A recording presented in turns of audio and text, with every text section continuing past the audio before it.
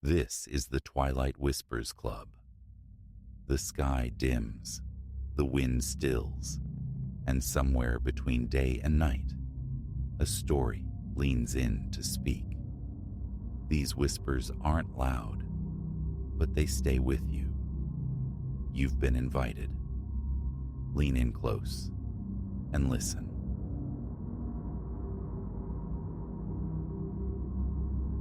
Listen. You have to understand what pursued me last week, out on County Line 17. The constabulary heard my account. They offered sympathetic nods and filed it under fatigue. Ilara, my wife, speaks softly of therapists now. My own children flinch from the passenger seat. But the night etched itself onto my bones. I know what hunted me. It was Thursday. The clock bleeding past 9:30. I steered the pickup home, thoughts still snagged on the construction site, a cavernous warehouse rising from the dust beyond the old McCready place. I'm the site lead there. Deadlines clawed at me, the client's voice a persistent rasp in my memory from earlier calls. Out here, the road dissolves into pure absence. No lamps pierce the gloom, only the twin beams of my truck carving a tunnel through the void. Fields flanked me, skeletal remains of harvest under a sliver of moon. Corn stubble ragged on the right, soybean husks whispering on the left. The dashboard glowed 9:37 p.m. That's when it registered, not abruptly, but like a stain spreading at the edge of sight. Initially, I dismissed it, a trick of the intermittent clouds scudding across the moon, casting fleeting shapes onto the land.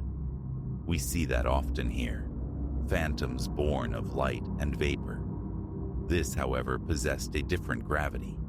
Larger than any cloud's passage, its movement felt fundamentally wrong. I eased off the accelerator, the speedometer needle dipping from 55 toward 40, eyes straining against the windshield's glass. Perhaps 100 yards distant, traversing the soybean field, it moved. A blot, 30 feet across at least, a viscous darkness sliding over the broken earth. A fleeting thought, deer perhaps, a whole herd bunched tight, their collective silhouette merging. But no creature moves with such liquid purpose. This entity flowed, an oil spill across the landscape, relentlessly closing on the road. My foot lifted entirely from the gas. The truck drifted down to 30. Sweat slicked my palms on the wheel. Reaching the drainage ditch bordering the asphalt, the darkness didn't hesitate. It surged up the embankment, accelerating. What in God's name? The words were alien in the truck's sudden quiet. It hit the pavement just astern. My rearview mirror framed it, an amorphous void swallowing both lanes, utter black. Not the charcoal gray of a terrestrial shadow, but a profound, lightless puncture in reality itself. Instinct slammed my foot down. The engine bellowed, the truck lunging forward, 65, 70. Yet the shadow clung, mirroring my speed, a silent predatory wake. No wind stirred the fields, no sound beyond my straining engine and the ragged thunder of my own breath. Ahead, maybe a quarter mile, the road coiled into a sharp curve. Fumbling beside me, I snatched for my phone, needing proof, needing something, my gaze flicking between the road and the mirror. The phone slipped through slick fingers, vanishing into the clutter between the seats. A frantic grope downward. When my eyes snapped back up, it was closer. 20 feet off my bumper, maybe less. 80 miles per hour. I threw the truck into the curve, a reckless velocity. Tires screamed protest, the rear end threatening to break loose, but somehow I held the road. The shadow navigated the bend effortlessly, as if bound to unseen rails, still gaining. My heart hammered against my ribs. A frantic drumbeat felt in my throat. Cold sweat plastered my shirt to my spine. The rearview mirror held my terrified gaze captive. 10 feet back now, close enough to discern not just blackness, but a churning within. Shapes writhed inside, darker than the dark itself, twisting, coalescing, like umbral figures struggling beneath a black tide. The turnoff for Hemlock Trace loomed. I wrenched the wheel, barely braking. The truck tilted violently, balancing for a sickening instant on 2 wheels before crashing back to earth. The shadow followed, pouring across the intersection like animate tar. Hemlock Trace is a deeper darkness still. No farms, no homesteads, only dense woods crowding the shoulders, swallowing the faint moonlight. My headlights punched into a narrow corridor of empty road, ancient trees pressing close on either side. Another glance in the mirror. 5 feet. A palpable pressure emanated from it now, not thermal, but atmospheric, heavy. My ears popped. That familiar mountain pass sensation intensified tenfold. The road straightened. My foot crushed the accelerator against the floorboard, but the gap continued to shrink. 4 feet. 3. 2. The shapes within resolved, horrifyingly. Hands. Countless shadowed hands, reaching, grasping from the abyssal depths, clawing at empty air. My headlights flickered, faltered. Dashboard illumination dimmed, flared, then sank again. The radio crackled to life, unbidden, unleashing a torrent of static. I stabbed the power button. Useless. The static intensified, a high-frequency shriek underscored by something else. Whispers, almost voices, tangled beneath the noise. The shadow touched my bumper.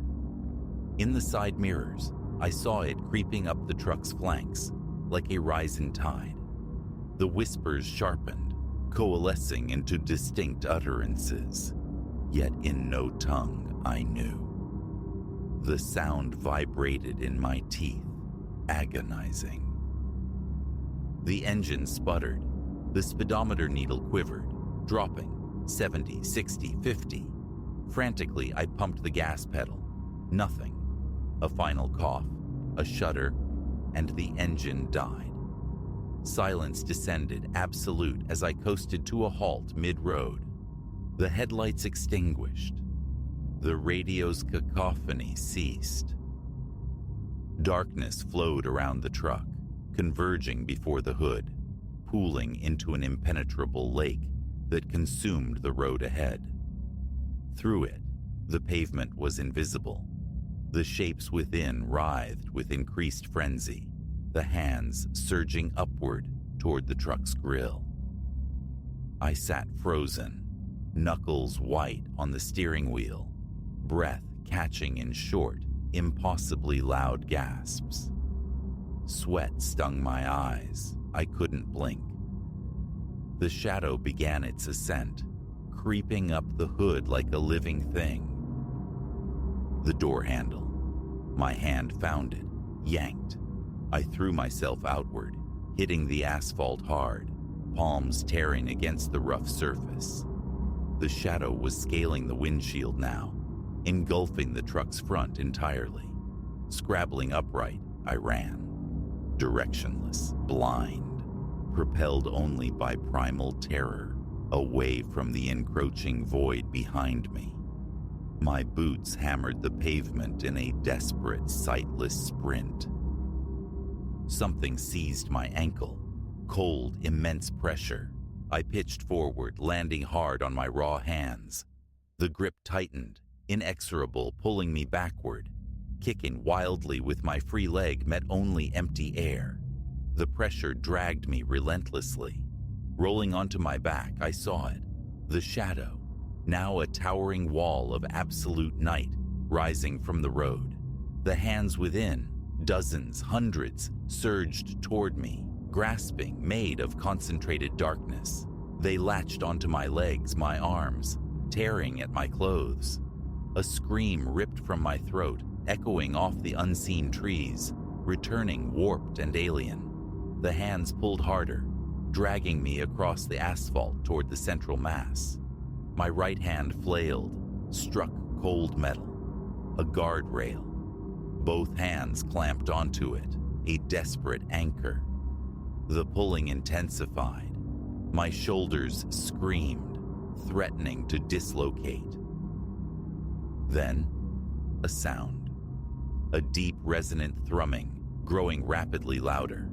Headlights blazed around the curve behind me, searingly bright against the suffocating dark.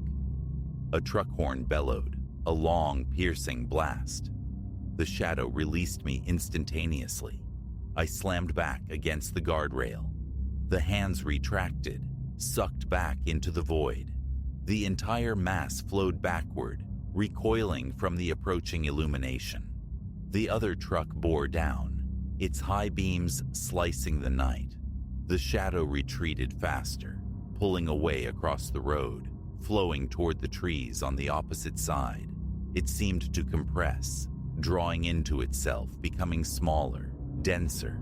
The rig was almost upon me, its chrome grille a blinding constellation. The shadow contracted into a tight, impossibly black sphere, then shot vertically into the air like a reverse meteor.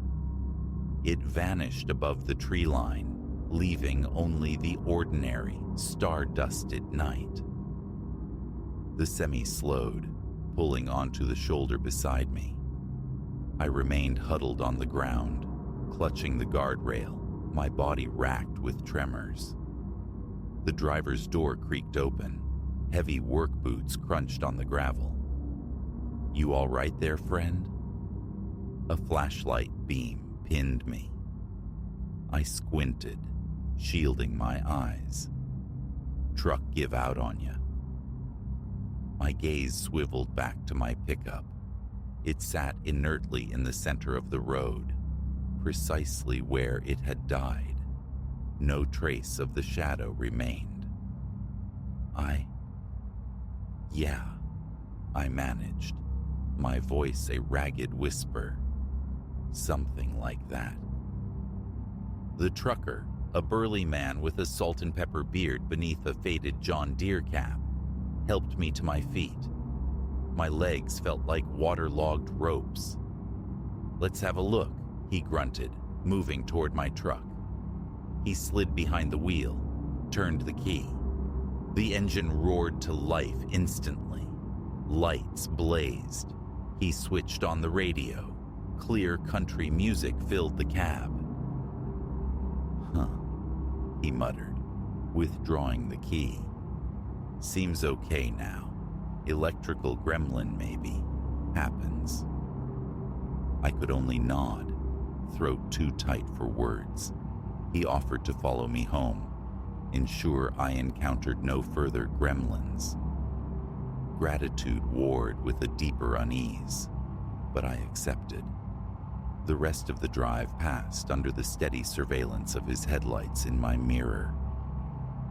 Arriving home, I mumbled thanks, watching his taillights recede into the darkness before stumbling inside and pouring 3 fingers of amber liquid. My hands still refused to steady. I told Alara. She listened, her expression a careful blend of concern and skepticism, then gently proposed exhaustion, stress-induced visions. My insistence only solidified her resolve that I needed professional counsel. The following morning, I contacted the sheriff's department. A deputy drove out, Surveyed the road, found nothing. No marks on the asphalt, no disturbance near the guardrail I'd clung to, no anomaly in the woods.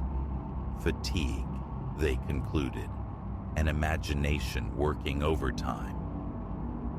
But I carry the truth of it burned into my memory.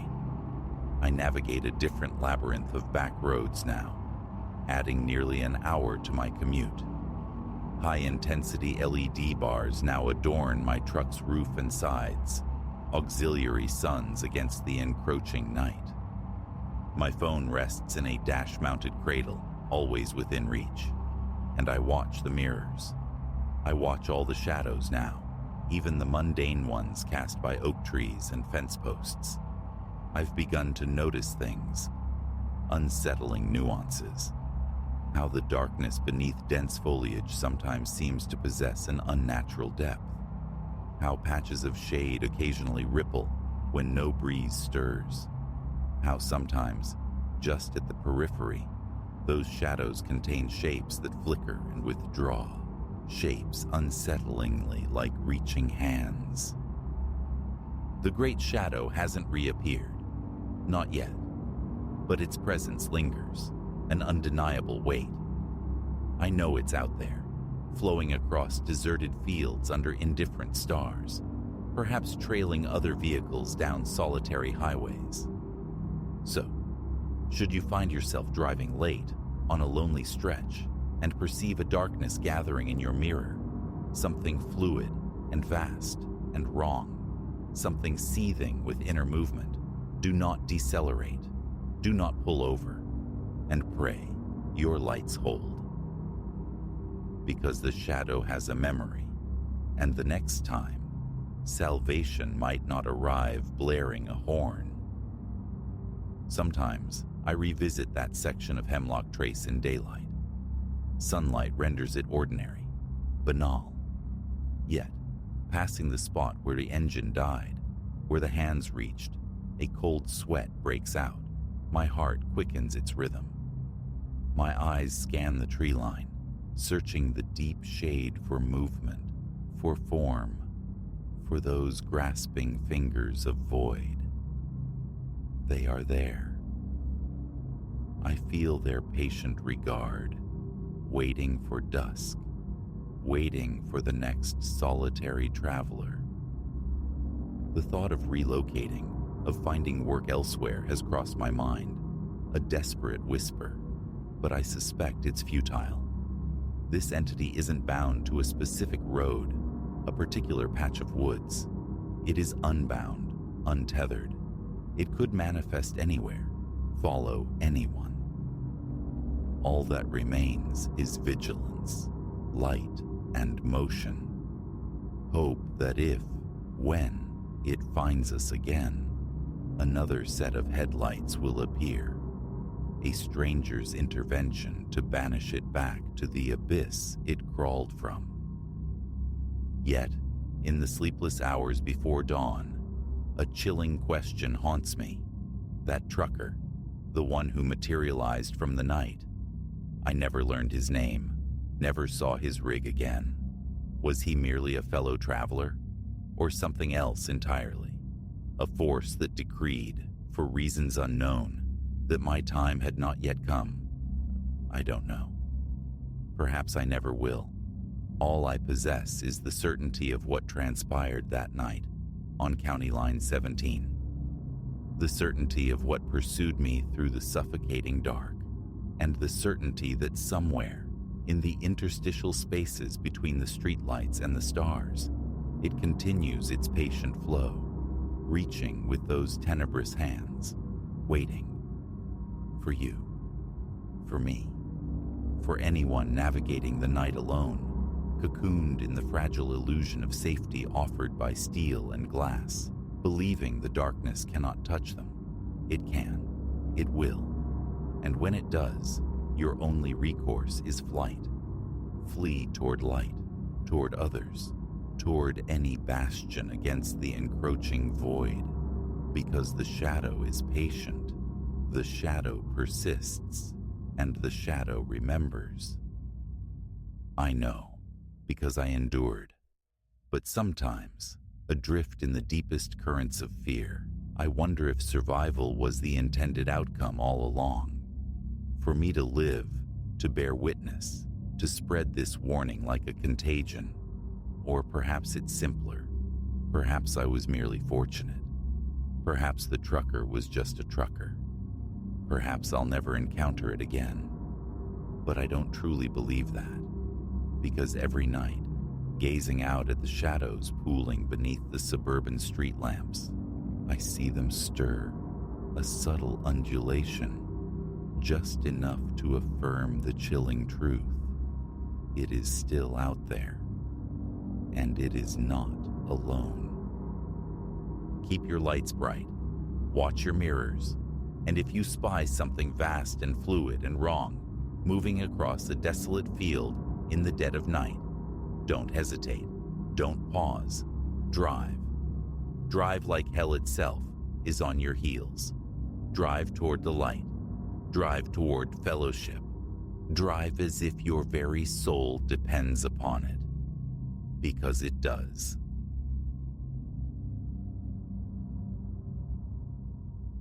The deed to Blackwood Manor found its way to me the previous autumn, delivered alongside a missive from my solicitor. A distant kinsman, a figure known to me only through the dry ink of genealogical charts, had bequeathed the sprawling property in his final testament. Initial thoughts were alight with possibility. Such an estate promised potential, perhaps restoration, perhaps a lucrative sale. Yet, upon arrival, immersing myself within its aged walls, a different awareness began to dawn. Subtle acoustics haunted the corridors. Doors exhibited a disconcerting tendency towards unprompted movement, and an inescapable sensation of presence shadowed my solitude. Rationalizations served me for a time, but the occurrences persisted, growing bolder. Now, self-deception feels impossible. Something stirs within these confines, by night, and sometimes under the indifferent gaze of day, tightening a cold fist around my heart, with every perceived shift in the quiet. My journey concluded on a warm, crystalline afternoon. Sunlight streamed through a cloudless sky as I navigated the long, tree-lined approach. At its terminus stood the manor, a grand structure undeniably marked by time's passage. Its paint curled away from the wood like aging skin. Verdigris crept along the stone foundations. Stepping from the vehicle, I was struck by an unnerving silence, an absence of birdsong, of wind rustling leaves, only the sharp punctuation of gravel beneath my shoes. Retrieving my valise, I ascended the worn front steps. Inside, the foyer unfolded with unexpected immensity. A grand staircase swept upwards, flanked by towering windows, through which slanted beams illuminated swirling dust. Floorboards groaned a welcome under my weight, the air thick with the scent of long enclosure. A brief reconnaissance of the ground floor revealed a vast drawing room, its furniture shrouded in ghostly white sheets, and a dining hall dominated by a heavy, warped timber table. Beyond a door in a rear passageway lay a kitchen seemingly arrested in a bygone era, its appliances archaic, its surfaces bearing the indelible stains of years. Returning to the foyer, I hauled my luggage up the creaking stairs in search of habitable quarters.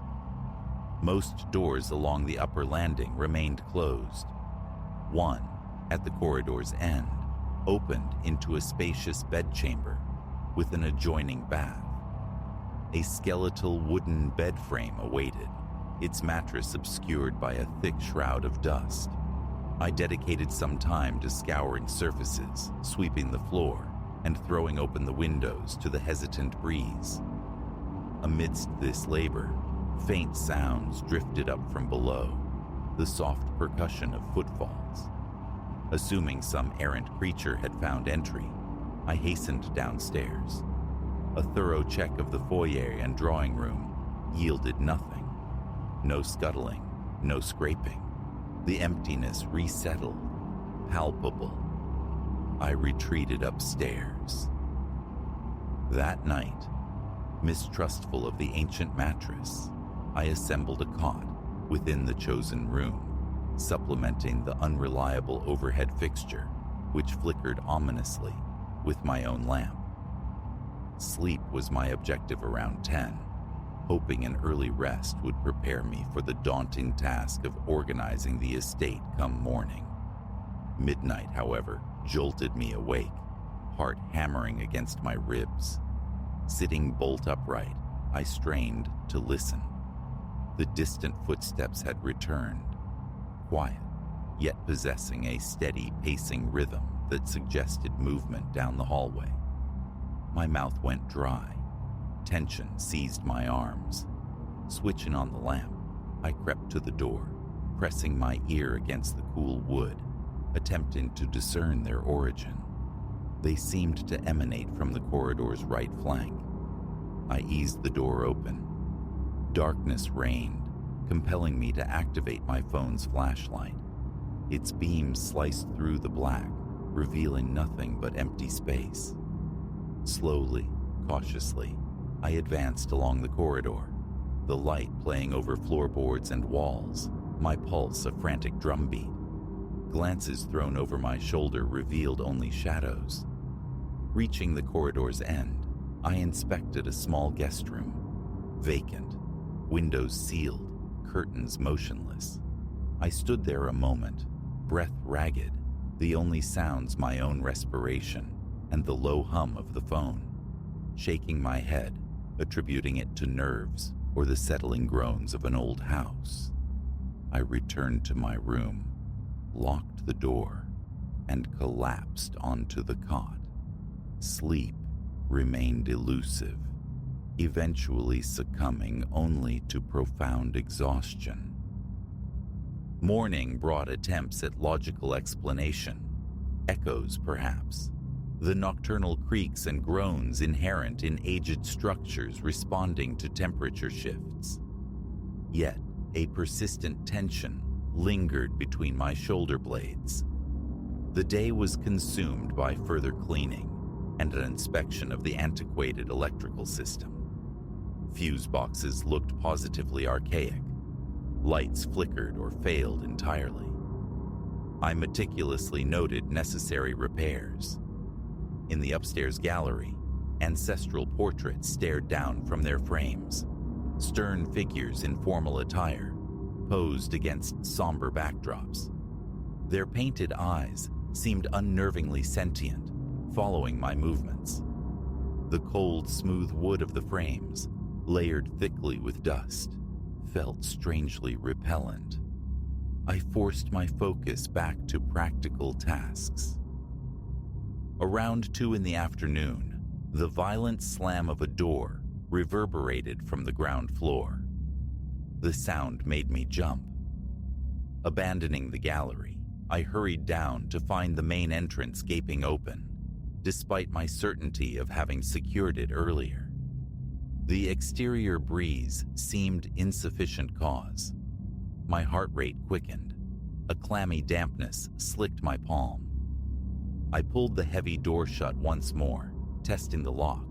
It felt disconcertingly loose.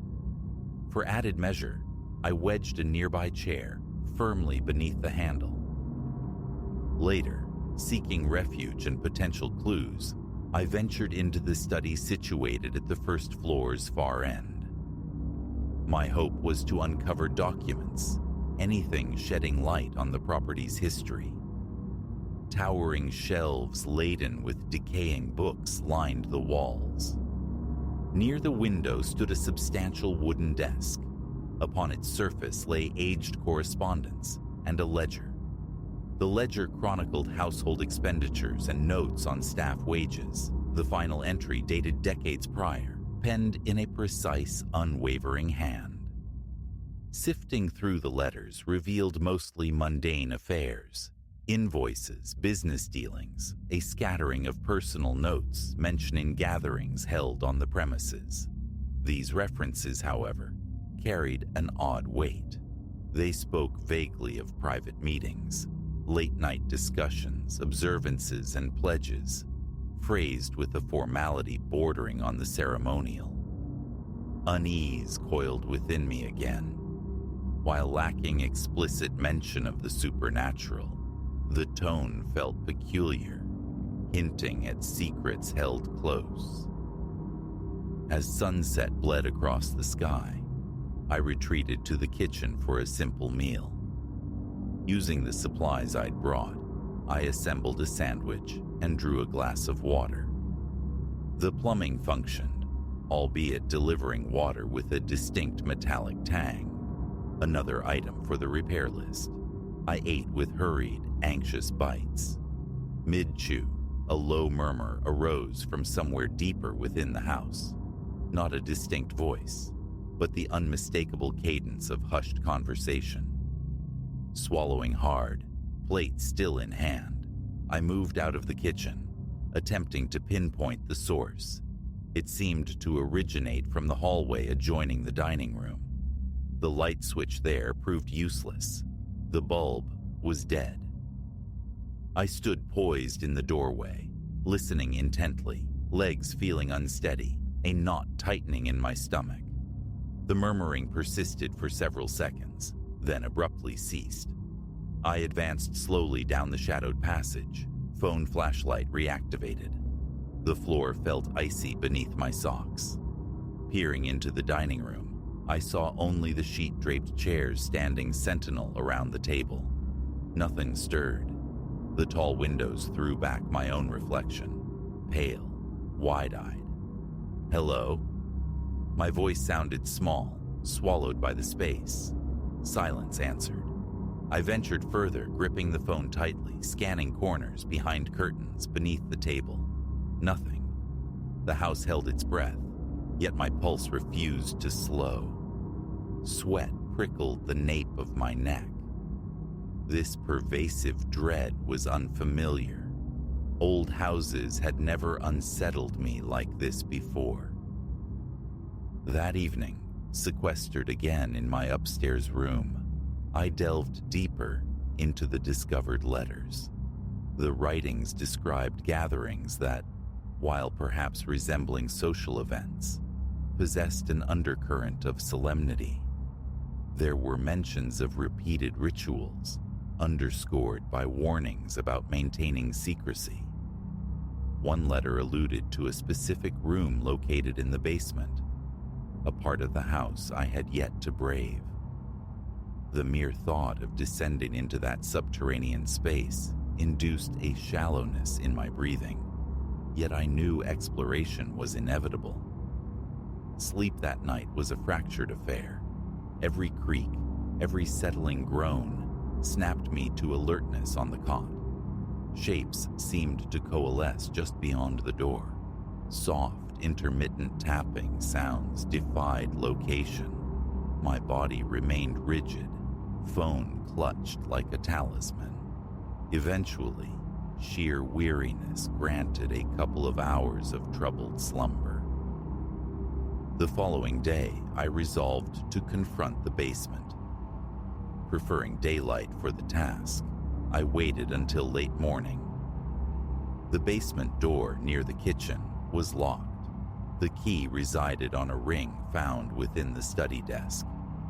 Turning the key, I flicked on the single bare bulb illuminating the stairwell. Each wooden step protested my descent. The air grew damp and cool, raising gooseflesh on my arms. At the bottom, a concrete floor stretched away, walls lined with dusty shelves holding tools, paint cans, and forgotten cleaning supplies. A narrow corridor branched off to the left, terminating at another closed door. Approaching it, my heart hammered anew. Turning the knob, I pushed the door inward, revealing a constricted space barely penetrated by the stairwell's meager light. My flashlight beam swept across a circle of dilapidated chairs. In their center stood a simple wooden stand, bearing an empty bowl. The concrete floor beneath was marred by scratches, intricate patterns of circles and intersecting lines. Kneeling for a closer inspection, I saw they were not random. They possessed a deliberate, incised quality, carved with some sharp implement.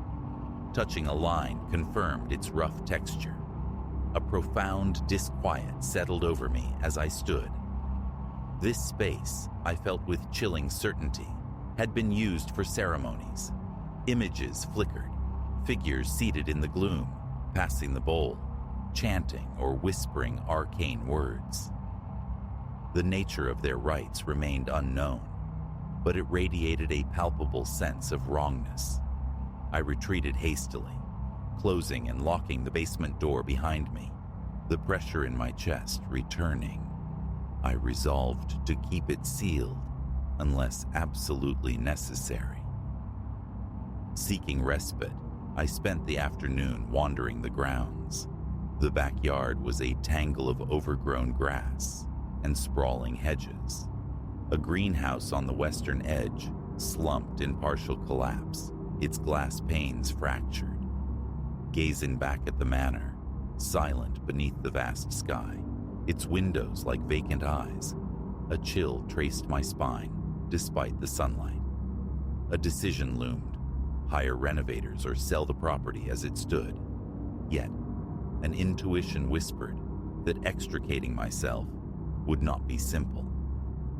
I placed a call to a contractor I knew, arranging for an assessment in the coming days, though his busy schedule suggested a potential delay.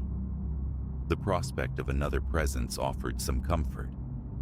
The isolation was unnerving, yet a stubborn resolve to comprehend the manor's secrets warred with my fear. Night fell again, and with it came the footsteps, heavier this time, more distinct. Accompanying them was a faint, grating scrape, like wood dragging against wood. Rising, flashlight in hand, I opened my bedroom door. The corridor lay steeped in shadow, but near the gallery of portraits, a flicker of movement snagged my eye. My heart leaped. Slowly, I moved towards the disturbance. A shape, undeniably human in outline, materialized briefly at the corridor's end before vanishing around the corner. I froze, indecision warring with terror. Thoughts raced. My own breath echoed loudly in my ears. Forcing leaden legs forward, palms slick with sweat, I reached the spot where the figure had disappeared. A door clicked shut nearby, but identifying which one proved impossible in the gloom. I checked 3 doors along that stretch: a closet, a small lavatory, a storage room, all empty. I stood there, the flashlight beam trembling violently in my grasp. The air felt discernibly colder.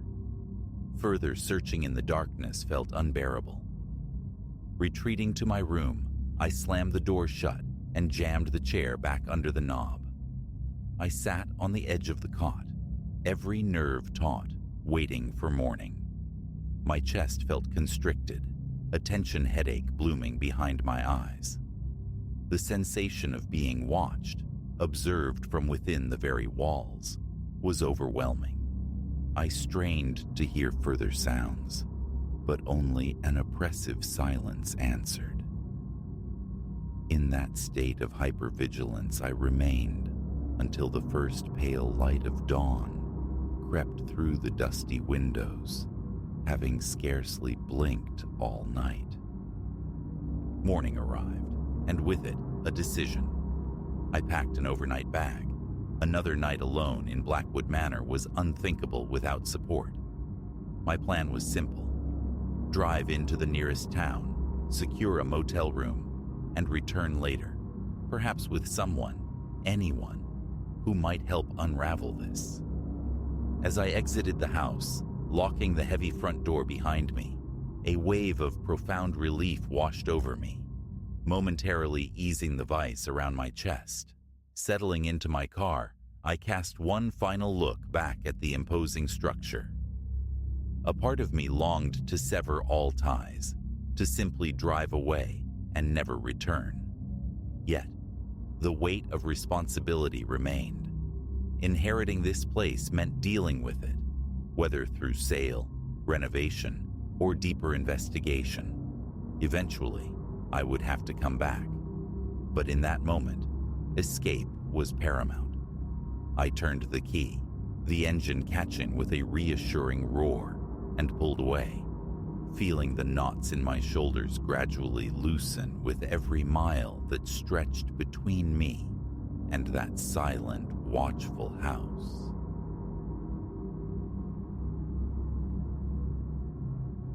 Dismiss dolls as mere playthings, and you betray an ignorance born of comfort. You haven't known the particular chill of slumbering beneath the collective gaze of 30 vacant eyes. Once, I scoffed at tales of haunted effigies, secure in my belief that inanimate objects held no power over the psyche. Then came 3 nights in my sister Ilara's room, a visit that fractured that certainty entirely. I pulled up to Ilara's new residence on a Wednesday, the afternoon sun slanting low, the fatigue of the long drive settling deep in my bones. All I craved was refuge. Ilara met me at the threshold, a quick, warm embrace preceding her eager smile. This larger house was her recent acquisition, a canvas she was thrilled to display, though my thoughts orbited solely around a hot shower and sustenance. Lugging my duffel inside, I took in the entryway. Walls the color of aged cream, floors of polished hardwood gleaming faintly, the air sharp with lemon polish. Unopened boxes lingered in corners, silent testaments to her ongoing process of settling. She guided me towards her own bedroom, explaining the guest quarters remained embryonic, a space yet undefined. Her room, too, bore the marks of transition, boxes stacked sentinel-like, a small settee submerged beneath a drift of blankets. Apologies tumbled out about the disarray, work consuming her organizational energies. I offered a non-committal nod. Creature comforts were secondary to rest. Her bed, at least, was impeccably made, a crisp island amidst the clutter. And then my gaze snagged on the shelf mounted above her dresser. It was thronged, a silent congregation of dolls. 24, perhaps 3, arrayed in meticulous rows. Porcelain faces predominated, their vitreous eyes catching the light with unnerving clarity. Beside them stood plastic figures, swathed in elaborate gowns. Why so many?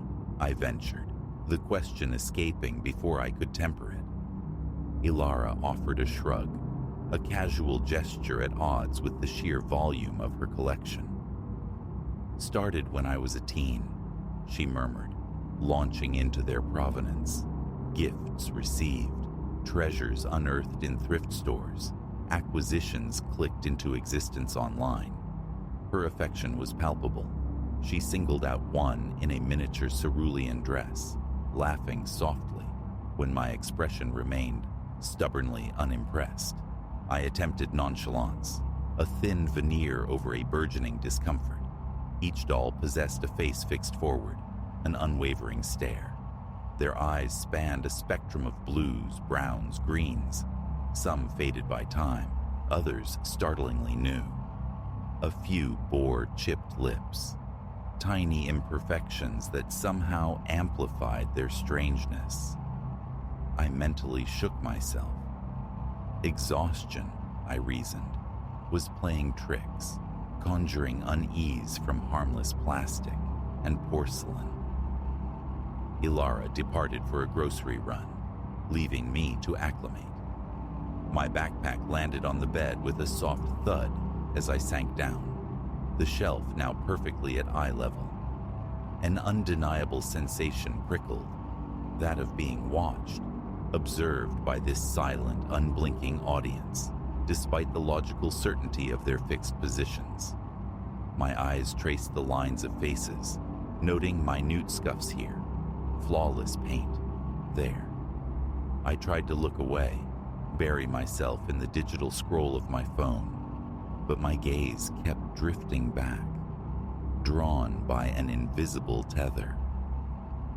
That first night, sleep beckoned late, well past midnight.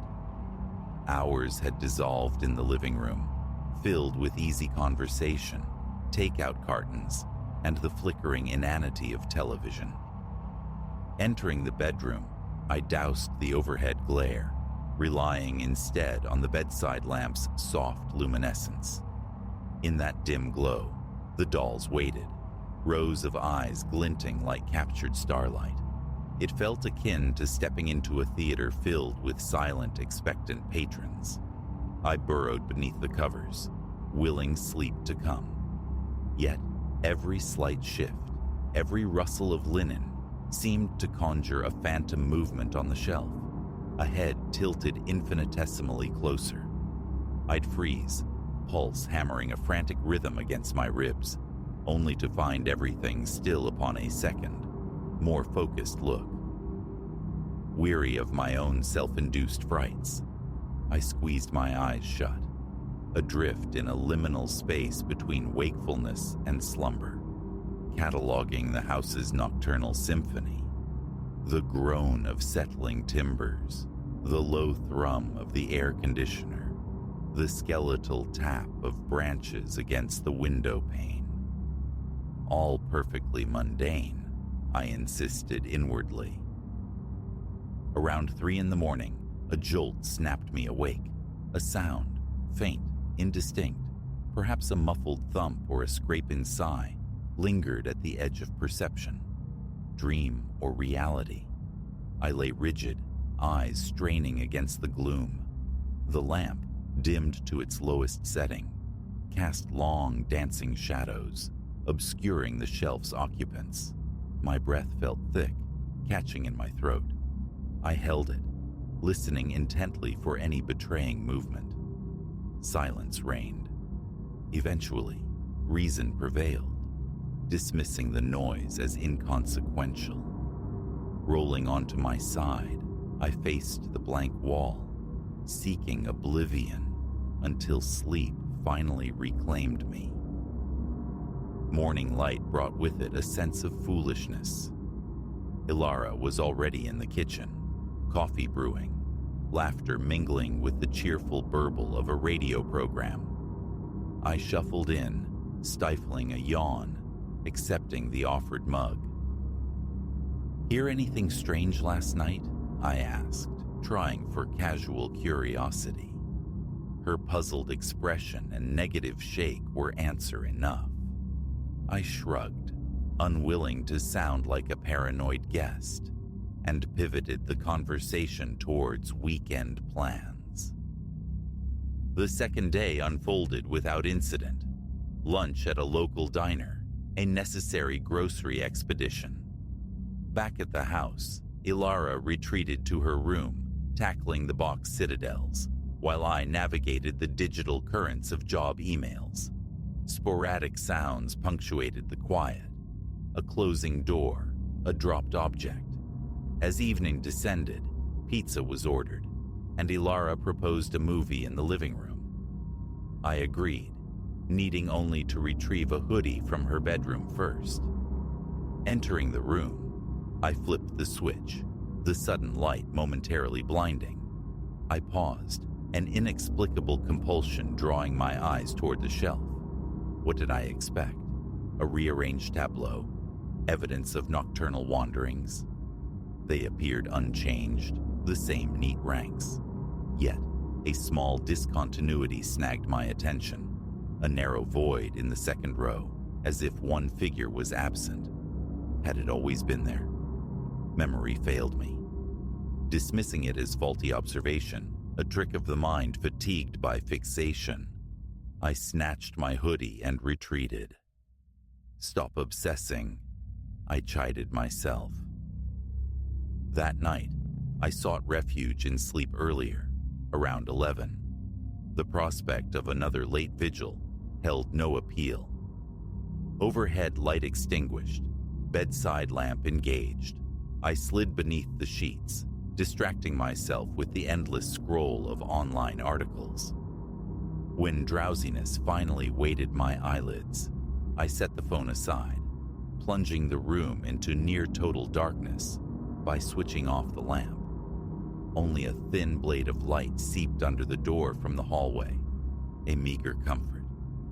If I couldn't see them, I reasoned, their shining eyes couldn't find me. Sometime later, a soft rustle disturbed the quiet. My eyes snapped open, but the profound darkness rendered the shelf invisible. My heart resumed its frantic cadence. I waited, senses straining. The very air seemed to thicken, acquiring a heavy, expectant quality, like the charged stillness preceding a thunderstorm. My hand fumbled for my phone, thumb activating the flashlight. The sudden beam sliced through the dark, illuminating the shelf, the myriad dolls standing sentinel. All present, yes, but one. One seemed canted at an unnatural angle, subtly turned. Or was it? I directed the light more steadily, but my hand trembled, betraying my fear. My mouth was desert dry. Perhaps it had always leaned that way. I extinguished the light, forcing my eyes shut, my breath coming in ragged gasps, the frantic thrumming in my chest echoing in the silence. Minutes crawled by until sheer exhaustion dragged me under once more. I woke again near 2, a knot of ice tightening in my stomach. Opening my eyes, I felt an immediate visceral wrongness.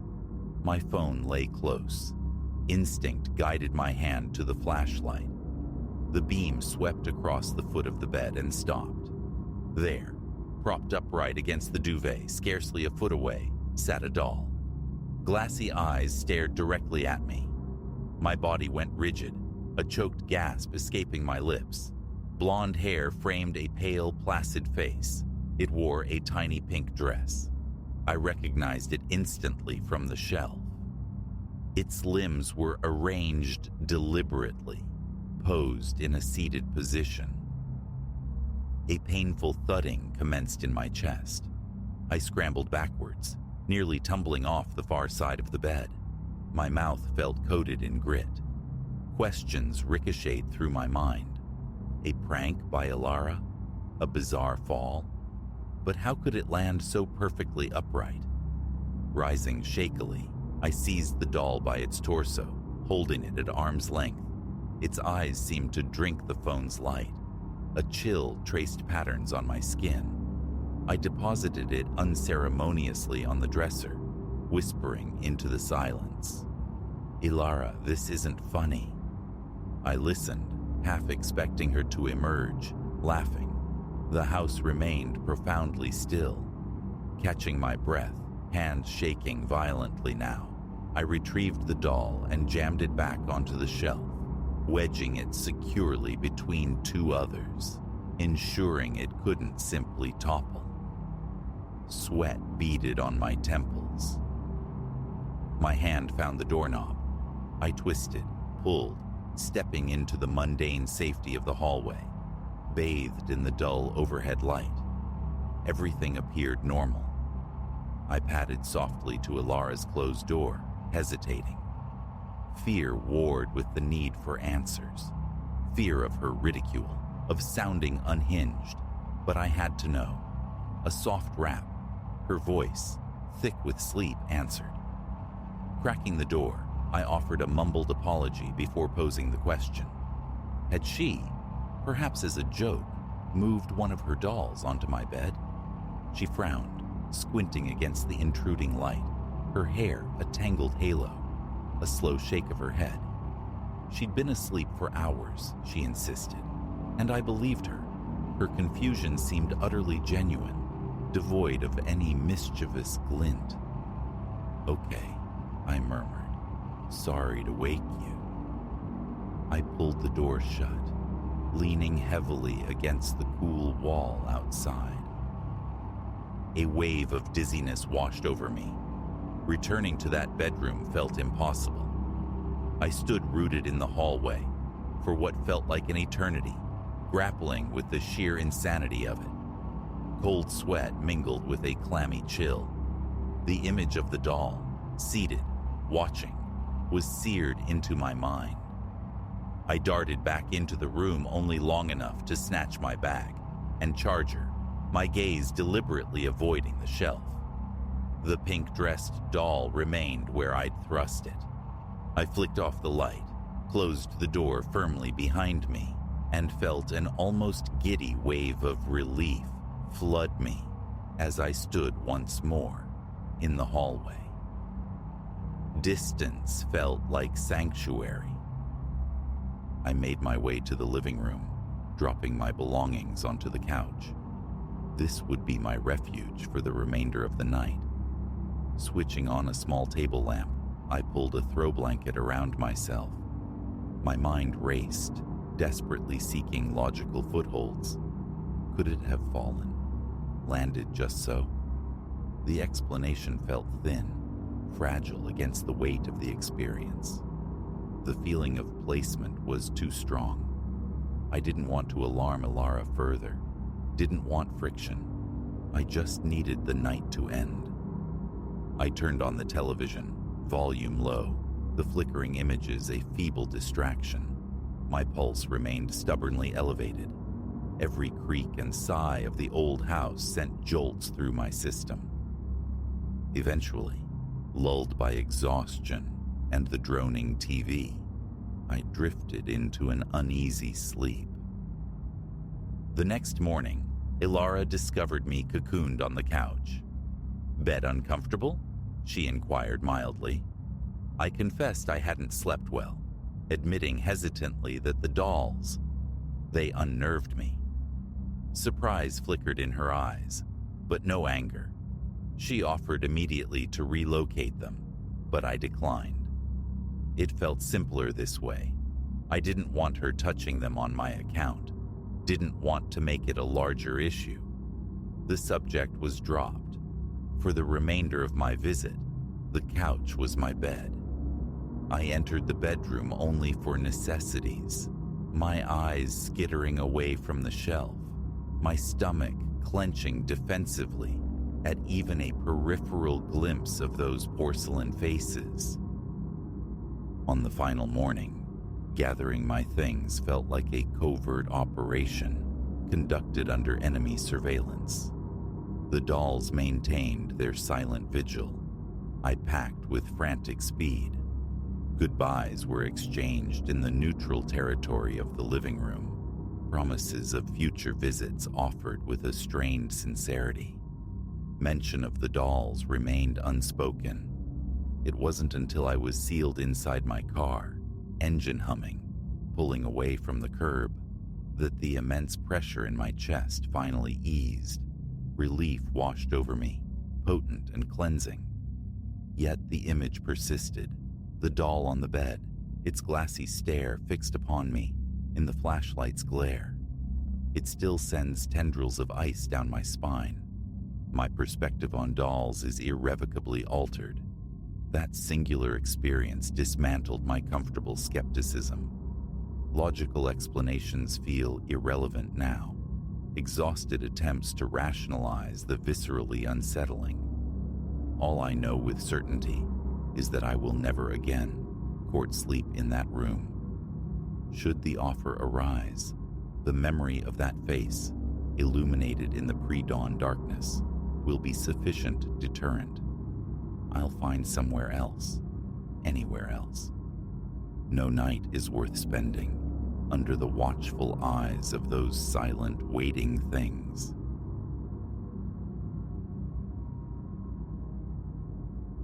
Roadside havens, these motels, I'd always found them suspect. A peculiar wrongness clung to them. woven from the flimsy construction, the walls thin as secrets, each room a repository of stale lives lived briefly within. Yet, that particular night, necessity overruled distaste. Fatigue had burrowed deep into my bones. The highway blurred, my eyelids felt like lead weights, my head dipped in involuntary nods. Salvation, or so it seemed, flickered ahead. A neon sign, fractured and buzzing against the bruised twilight. I veered off the asphalt ribbon, seeking nothing more than oblivion until sunrise. The somnolent rest, the sign proclaimed, though the landscape offered only scrub and indifference, utterly devoid of slumbering pines. Its neon promise sputtered, letters dark and missing like lost teeth. Dust devils danced in the near-empty lot where a pair of ancient vehicles rusted quietly. It possessed the aura of a place forgotten by travelers, a detail that should have screamed caution. But exhaustion is a powerful anesthetic. I wrestled my duffel from the passenger seat and trudged towards the office glow. Inside, the air hung thick with the scent of damp earth and neglect. Behind a scarred counter, a figure stirred. Ancient, perhaps 70-odd years etched onto his face, crowned with sparse, silvered hair. Spectacles perched on his nose, distorting his eyes into large, watchful orbs. "A room?" he rasped, the sound like stones grinding together. I nodded, my gaze drifting, impatient for the key, for sleep. Wordlessly, he nudged a registration card across the counter. I scribbled the required details, affixed my signature, and pushed it back. He studied it with unnerving intensity before producing a key, tethered to a substantial worn fob, bearing a faded numeral. "Number 7, top floor, Hall's End." His voice remained a low growl. "Check out by 10. "Right," I mumbled, already pivoting towards the exit.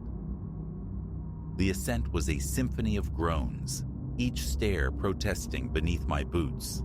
Down the corridor I went, flanked by walls shedding paint like sunburnt skin, the carpet beneath stained and threadbare.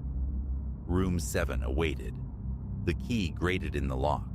The door yielded with a weary sigh. It was precisely as envisioned.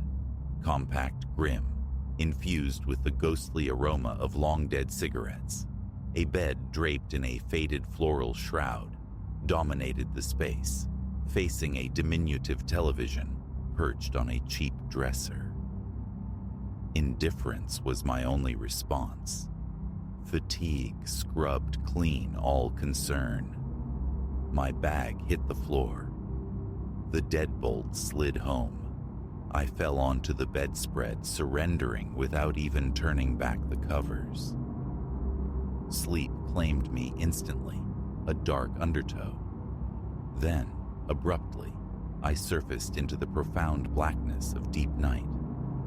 The room was utterly lightless, save for the drone of the window air conditioner, a mechanical insect trapped in the glass.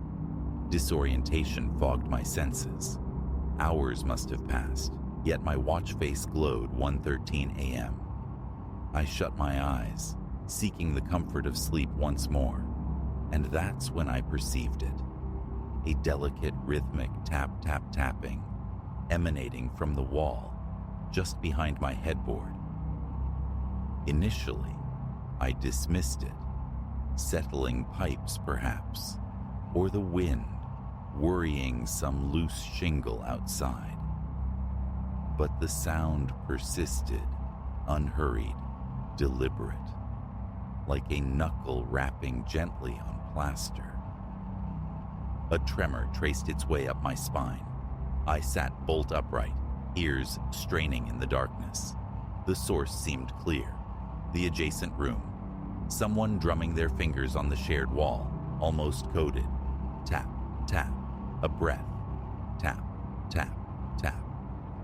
I chafed my arms against the sudden chill, battling a rising tide of unease. Just someone bored, I reasoned. A restless neighbor, maybe a kid. Still, a wrongness resonated from the sound, an inexplicable dissonance. Lying back down felt futile.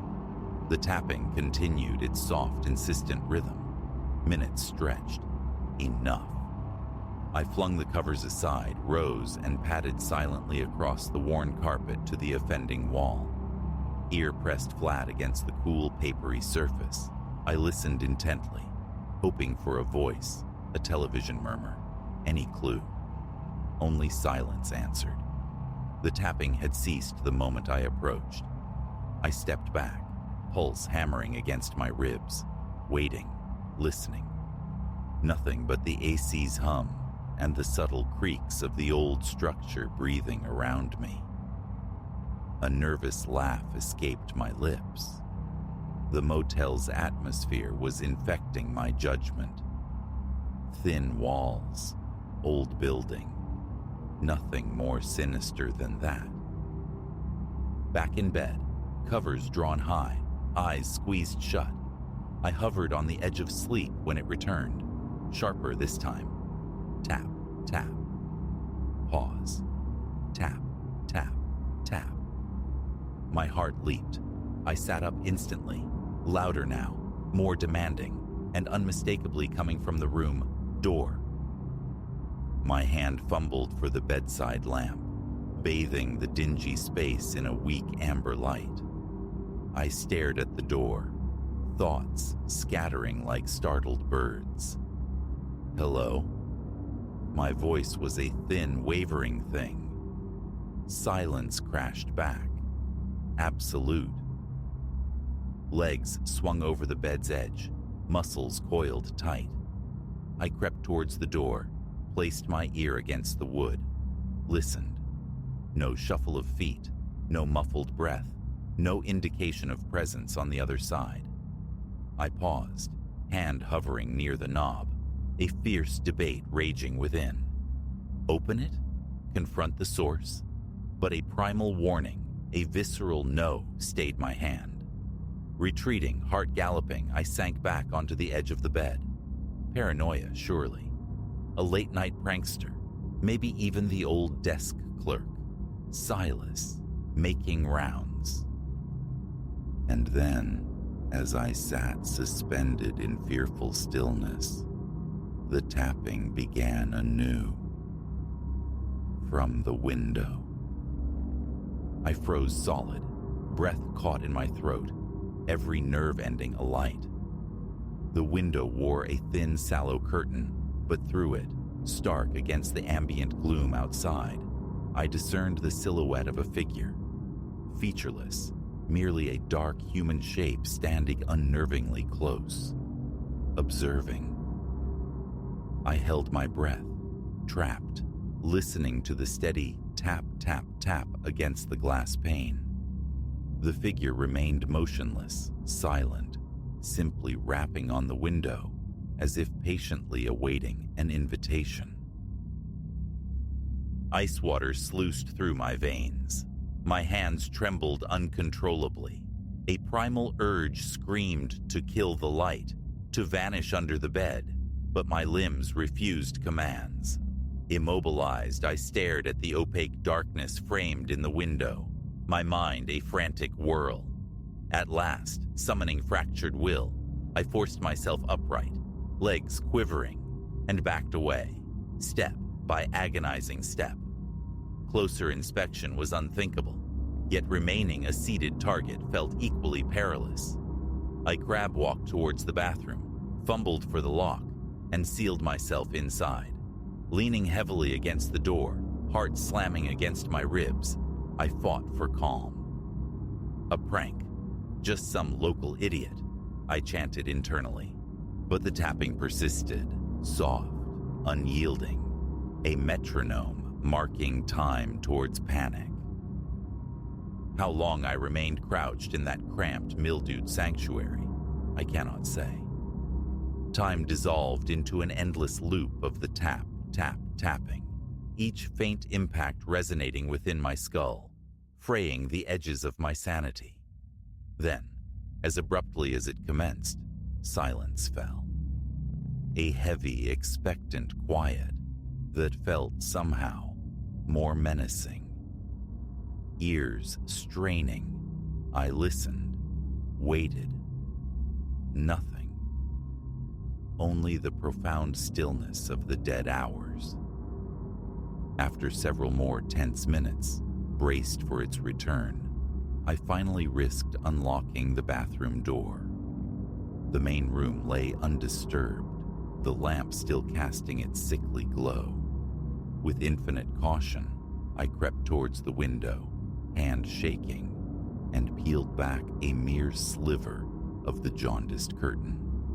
Empty. The desolate parking lot held only my car, solitary under the vast, indifferent night sky. A wave of dizzying relief washed over me. I let the curtain fall back into place. Sleep was a lost cause. I climbed back onto the bed, every muscle still taut, mind replaying the night's terrors. I lay awake, staring into the oppressive darkness above, listening to the silence, perpetually braced for the tapping to resume. When the first frail light of dawn finally bled through the edges of the curtain, I gathered my belongings with frantic haste. I didn't pause for checkout, offered no farewell to the spectral Silas behind his counter. I simply fled to my car, gripped the steering wheel with white knuckles, and accelerated onto the highway, eyes locked forward. What transpired in room 7 of the somnolent rest remains an unnerving enigma, a chilling vignette of shadow and sound. But one certainty solidified in the gray morning light. The dubious sanctuary of a motel would never harbor me again.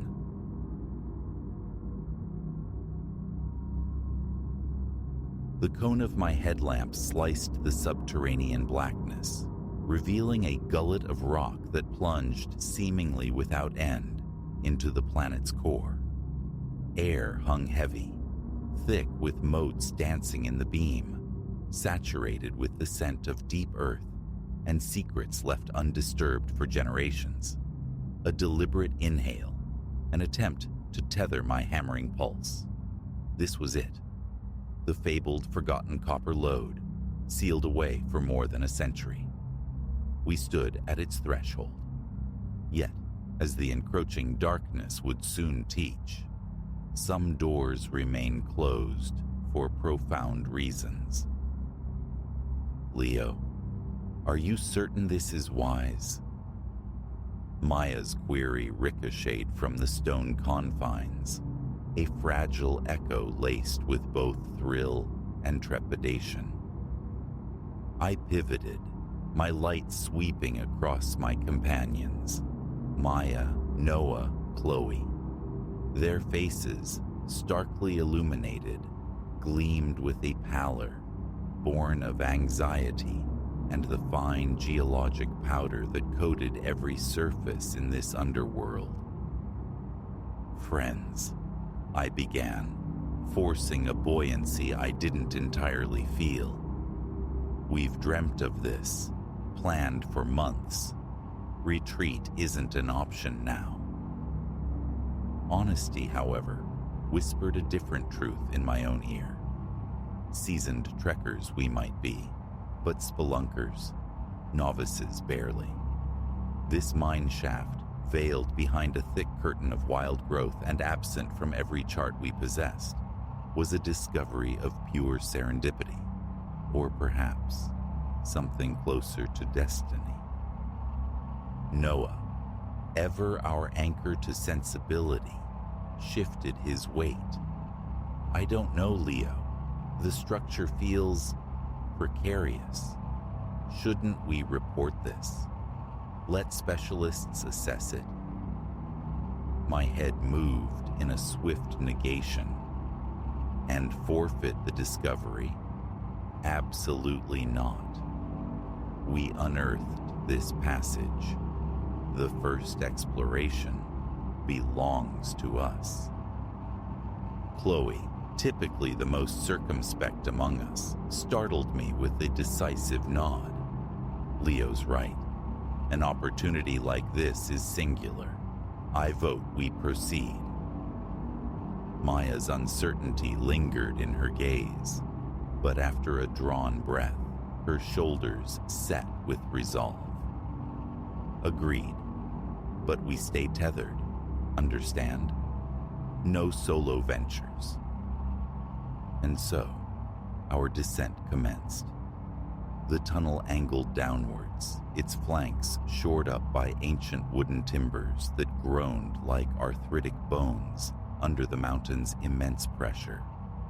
Our headlamps threw elongated, capering silhouettes onto the walls, phantom jesters mocking our trespass into this time-locked realm. Deeper we pressed, and relics of the mine's bustling past materialized from the gloom. Corroded pickaxes lay strewn like fallen soldiers. Skeletal remains of ore carts stood frozen, their wheels seized by the rust of elapsed decades. Astounding, Chloe breathed, her archaeologist's sensibility absorbing every nuance. It's akin to traversing time itself. I couldn't disagree. Beneath the oppressive weight of darkness and the insistent, prickling intuition that we were intruders, a current of exhilaration surged. For over 100 years, no human eyes had witnessed these scenes. An hour or so into our journey, the passage bifurcated. Two tenebrous maws yawned before us, offering no hint of their destinations. Direction?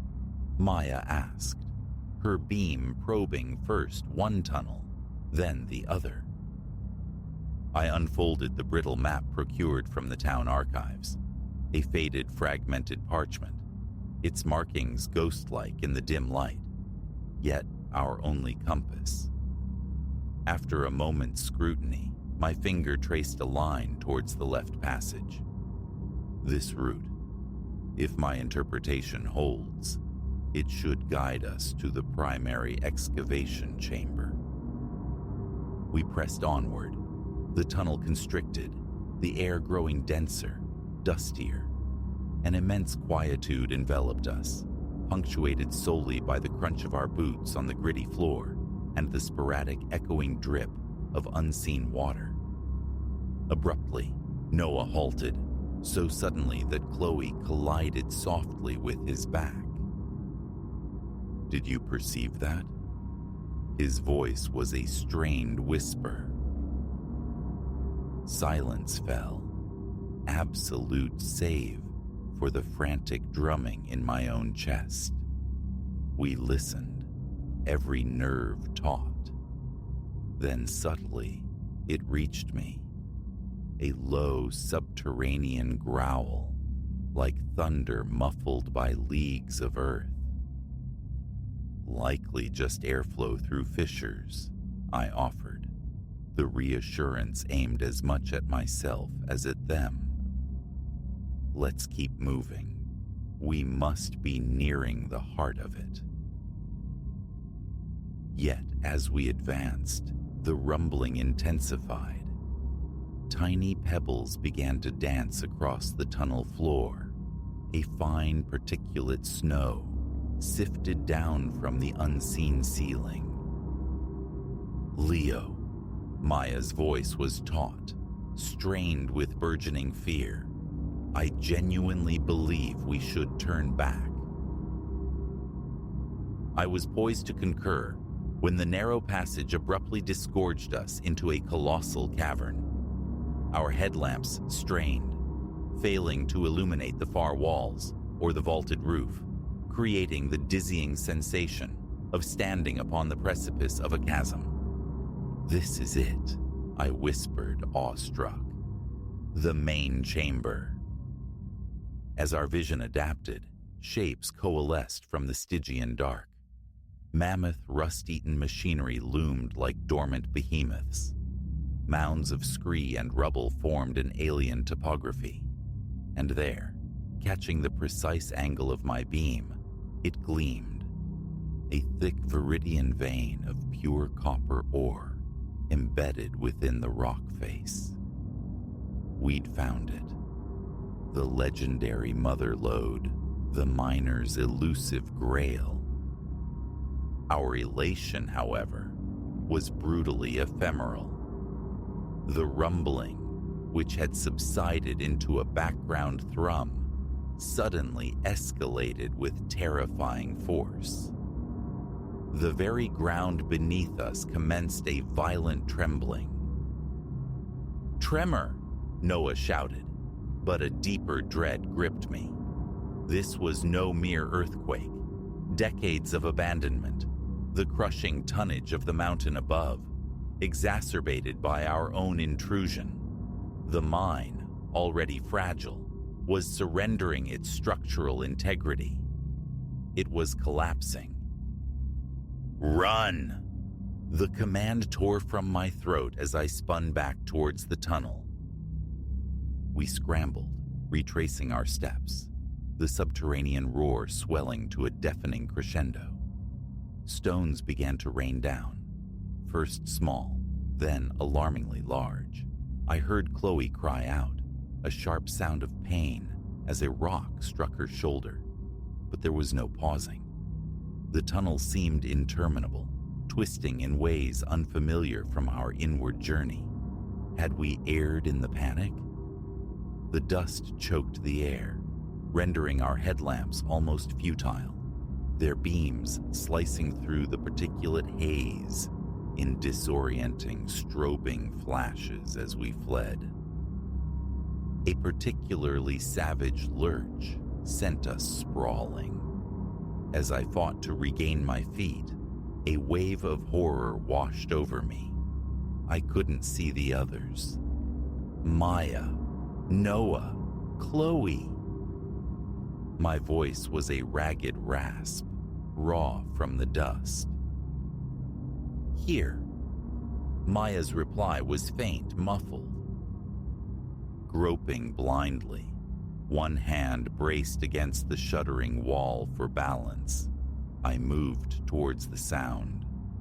I found her helping Chloe upright. Chloe's face was a mask of tears and grime, her arm cradled protectively against her body. "Where's Noah?" The question felt leaden, thick with foreboding. Maya shook her head, her eyes immense with terror. "I don't know. The fall. We were separated." Another violent heave shook the passage. More rock debris cascaded down. Motion was imperative. "Noah," I yelled one final time, straining to hear anything above the grinding agony of the collapsing mine. Silence answered. A heavy weight settled in my chest. I seized Maya's hand. "We have to move, now." We ran, half-blinded, through the disintegrating tunnel. Each footfall courted disaster. Every renewed rumble threatened the final cave-in that would entomb us. Just as exhaustion threatened to overwhelm us, I saw it. A pale, distant glimmer of natural light. The entrance. Summoning a last reserve of desperate energy, we surged towards it. Rocks plummeted around us. The entire mine groaned, a vast entity in its death throes. We burst from the tunnel mouth into the open air and didn't cease running until we were a considerable distance away, finally collapsing onto the earth.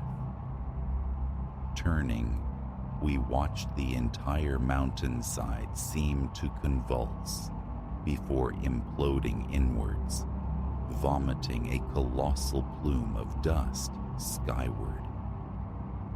We stood there gasping, coated in grime and the slickness of blood from countless minor lacerations, alive but utterly stunned. "Noah," Chloe wept, clutching her injured arm. "He's still inside." The brutal reality crashed down. 4 of us had entered that darkness, bound by the thrill of discovery. 3 now stood under the open sky, fractured and bleeding. As the dust cloud began its slow descent, a sound cut through the aftermath, making our hearts seize. Coughing, ragged and desperate, emanating from the vicinity of the obliterated mine entrance. We scrambled back, scarcely daring to entertain the fragile blossom of hope. There, emerging from beneath a large fallen tree that had miraculously formed a protective cavity, was Noah. He was caked in dust, a bleeding gash stark against his forehead, but unmistakably alive. We helped him stumble clear, the 4 of us united again, in a silence too profound for words, overwhelmed by the raw fact of survival. We had endured, but the margin was terrifyingly slim. The mine, its hoard of copper and its century of secrets, was gone, reburied beneath incalculable tons of rock and earth. As we began the slow, arduous trek back toward civilization, my thoughts drifted to the miners who had preceded us. How many ghosts haunted that mountain's hungry depths? How many had glimpsed that same seductive glint of ore, pushed past the threshold of danger, only to be consumed by the earth? Fortune had favored us. We had escaped with our lives, though not unmarked. The ordeal had irrevocably altered us. We sought adventure, perhaps riches, but discovered instead a brutal lesson in the indifference of nature and the stark fragility of our own existence. The lost copper mine would remain lost, its mysteries buried deeper than any shaft could reach. And we, the interlopers who dared awaken its slumber, would forever bear the psychic weight of our trespass. Some treasures we now understood with chilling certainty are best left unearthed.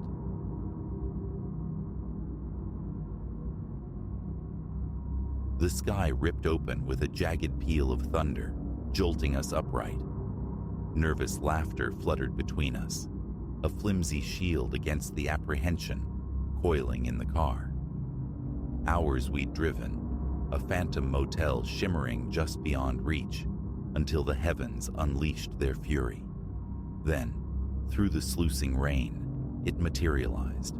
A house, ancient and derelict, clawing at the bruised twilight, its windows like vacant eyes.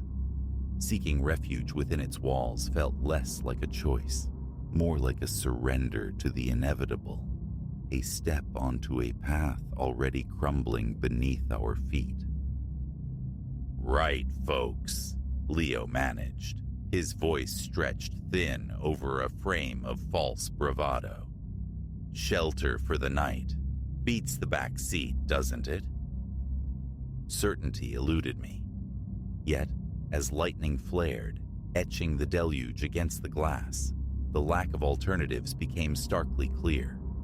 4 souls adrift: Leo, Clara, his partner, our friend Sam, and myself. A pilgrimage to a music festival had warped into a bewildering trek down arteries of forgotten asphalt, our digital guide having long since abandoned us to the wilderness. We snatched our bags, a frantic scramble through curtains of water that drenched us instantly. The great front door stood ajar, groaning open on rusted hinges, the sound scraping down my spine. Inside, a sepulchral chill met us, thick with the miasma of decades undisturbed. Dust lay like a shroud over everything. Our flashlight beams sliced the gloom, illuminating leprous patches of wallpaper and furniture huddled under yellowed sheets, specters in repose.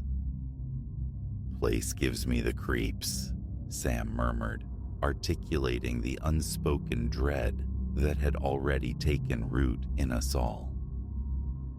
Clara, ever the pragmatist, began yanking sheets from the nearest shapes. "Let's just make it bearable. We're gone at first light." We carved out a fragile territory in what might have once been a drawing room. Leo coaxed hesitant flames to life in the cavernous fireplace, its nascent warmth and flickering light pushing back marginally against the house's oppressive weight. Huddled close, drying sodden clothes, rationing the last of our provisions, a precarious sense of okayness almost settled over me. That's when the sound arrived, an engine's growl, low at first, then swelling, undeniably drawing nearer. We froze, eyes wide in the firelight, telegraphing silent questions. Who else navigated this forsaken place on such a night? "Maybe the owners," Clara whispered, though the tremor beneath the words betrayed her conviction. Headlights swept across the boarded windows, casting elongated, dancing shadows into our refuge before the engine cut out. Car doors slammed, thuds echoing in the sudden quiet, followed by low, urgent male voices. Leo reacted instantly, smothering the fire, plunging us into near absolute darkness. We huddled tighter, breath held captive in our chests, as heavy footsteps crunched on the porch and approached the groaning door. It burst inward, framing three hulking silhouettes against the turbulent dark outside. They carried burdens, large duffel bags that emitted a distinct metallic clinking as they moved deeper into the house. "Clear," one of them rasped. "Stash the goods. We move fast." They bypassed our room, their footsteps receding towards the rear of the sprawling structure. The moment they vanished, Leo's fingers clamped onto my arm. "Out," he hissed, the command sharp with adrenaline. "Now." But even as we scrambled for our belongings, the footfalls returned, heavy, deliberate. No escape route, no shadows deep enough to conceal us. We were cornered. A flashlight beam lanced through the darkness, sweeping, finding us huddled like startled animals. A frozen tableau held for a heartbeat. "What the hell?" barked one of the men. "Who are you?" Leo stepped forward, hands raised, palms outward. "Just travelers. Storm caught us. We meant no harm." The sharp, metallic click of a firearm being cocked sliced through his words. "Shut it," the man snarled, his voice gravel. "You shouldn't be here." My heart hammered against my ribs, a frantic drumbeat threatening to burst free. Beside me, Clara trembled uncontrollably. Sam's breathing came in ragged gasps. "Look," Leo tried again, his voice remarkably level, despite the circumstances. "No trouble. We leave now. Forget we saw anything." The intruders exchanged glances, a silent, predatory negotiation passing between them. Finally, the one who seemed to command the others spoke. his tone devoid of warmth. "Can't allow that," he stated, the words falling like stones. "You've seen." It was then, in the periphery of the sweeping flashlight beam, that my gaze snagged on something that turned my blood to ice. One of the duffel bags lay partially open, its contents spilled onto the dusty floorboards. Even in the dimness, the unmistakable gleam of gold bars winked back. We hadn't just found shelter. We'd blundered into the fallout of a heist. What followed descended into a waking nightmare, thick with fear and stretched taut with tension. The men, Rorik, the chillingly calm leader, Gus, his brutish follower, and Milo, whose eyes held a flicker of something less hard, kept us under guard while debating our fate. Rorik's preference for permanent silence was terrifyingly clear, countered only by Milo's apparent reluctance to escalate their crimes to murder. Rough ropes bit into our wrists as they bound us, then shoved us into a back room. A musty, forgotten bedroom where rain lashed against the single grimy window pane. The lock clicked shut, sealing us in. Immediately, we strained against our bonds. "We have to get out," Clara whispered, her voice choked with tears held barely in check. "They'll kill us." "We don't know that," I countered, forcing a confidence I didn't feel. "Maybe they'll just leave us." Sam let out a humorless scoff. "Right. Heard the man. We're loose ends." His grim assessment was undeniable. The terrifying reality pressed in, panic clawing its way up my throat. Marooned miles from anywhere, imprisoned by armed thieves contemplating our execution. It felt ripped from some lurid film. Yet the ropes, the fear, the cold were agonizingly real. Time warped, measured only by the storm's fading rumbles and the disquieting murmur of our captors' voices drifting through the thin walls. We worked relentlessly at the ropes, taking turns, wrists rubbed raw, smeared with blood. Dawn was painting the sky a bruised gray when, finally, blessedly, my bonds loosened.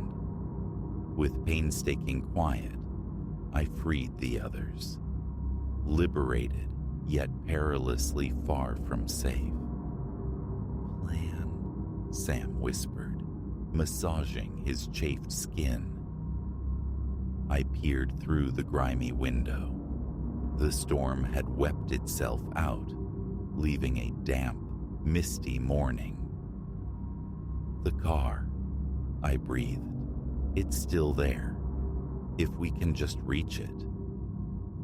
Footsteps sounded in the hallway, cutting me off. A frantic scramble, resuming our feigned captive positions, just as the door creaked open. It was Milo, alone. He looked pale, his gaze darting nervously. "Listen," he whispered, low and urgent. "I'm not like them. Didn't sign on for this. I'll help you." Skepticism warred with desperation in our exchanged glances. Trust him. Could we afford not to? He swiftly undid our pretend bindings, explaining in hurried whispers that Rorik and Gus were asleep upstairs. A sliver of opportunity. We crept through the labyrinthine house, each groaning floorboard a potential betrayal. The front door loomed, a beacon of possibility. Hope, fragile but fierce, began to bloom. Then, inevitably, disaster. A loud groan from a warped plank beneath Sam's foot. A sharp cry from upstairs. Gunfire erupted, wood splintering near our heads as we bolted for the door. We burst into the misty morning, a desperate sprint across the damp earth towards our car. Behind us, Rorik and Gus emerged, shouting curses that mingled with the crack of their pistols. I threw myself into the driver's seat, fingers fumbling, jamming the key into the ignition. The others piled in, a chorus of frantic urging. Go, go, go. The engine roared to life as our captors reached the porch edge, weapons leveled. I slammed the accelerator. Gravel sprayed as the car fishtailed violently onto the track. Bullets pinged against metal. The rear window imploded in a starburst of fractured glass. Clara screamed. Sam yelled incoherent directions. Leo twisted around, eyes scanning for pursuit. We drove, propelled by raw terror, until the adrenaline began to ebb, leaving a residue of tremors and stunned silence. Only when the familiar asphalt of the highway appeared, merging us with the sparse early traffic, did the crushing weight of impossibility begin to lift. We might actually survive. The police station felt surreal. We recounted the ordeal, described the men, the house, the gold. They located the property later that day, but found it deserted. No thieves, no treasure, no sign of Milo. Sometimes, wrenched from sleep in the dead hours, the phantom echo of gunshots still rings in my ears. I see the cold glint of gold, feel the phantom bite of ropes, hear Rorik's voice dispassionately weighing our lives. We sought refuge from a tempest and stumbled into a maelstrom of human darkness.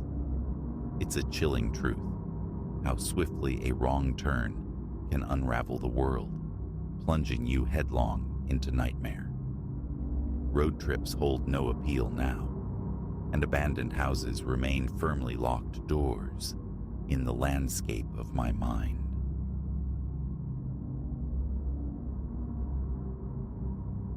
Dawn hadn't yet fractured the city's bruised horizon when the first dissonant note sounded in the quiet symphony of my morning routine.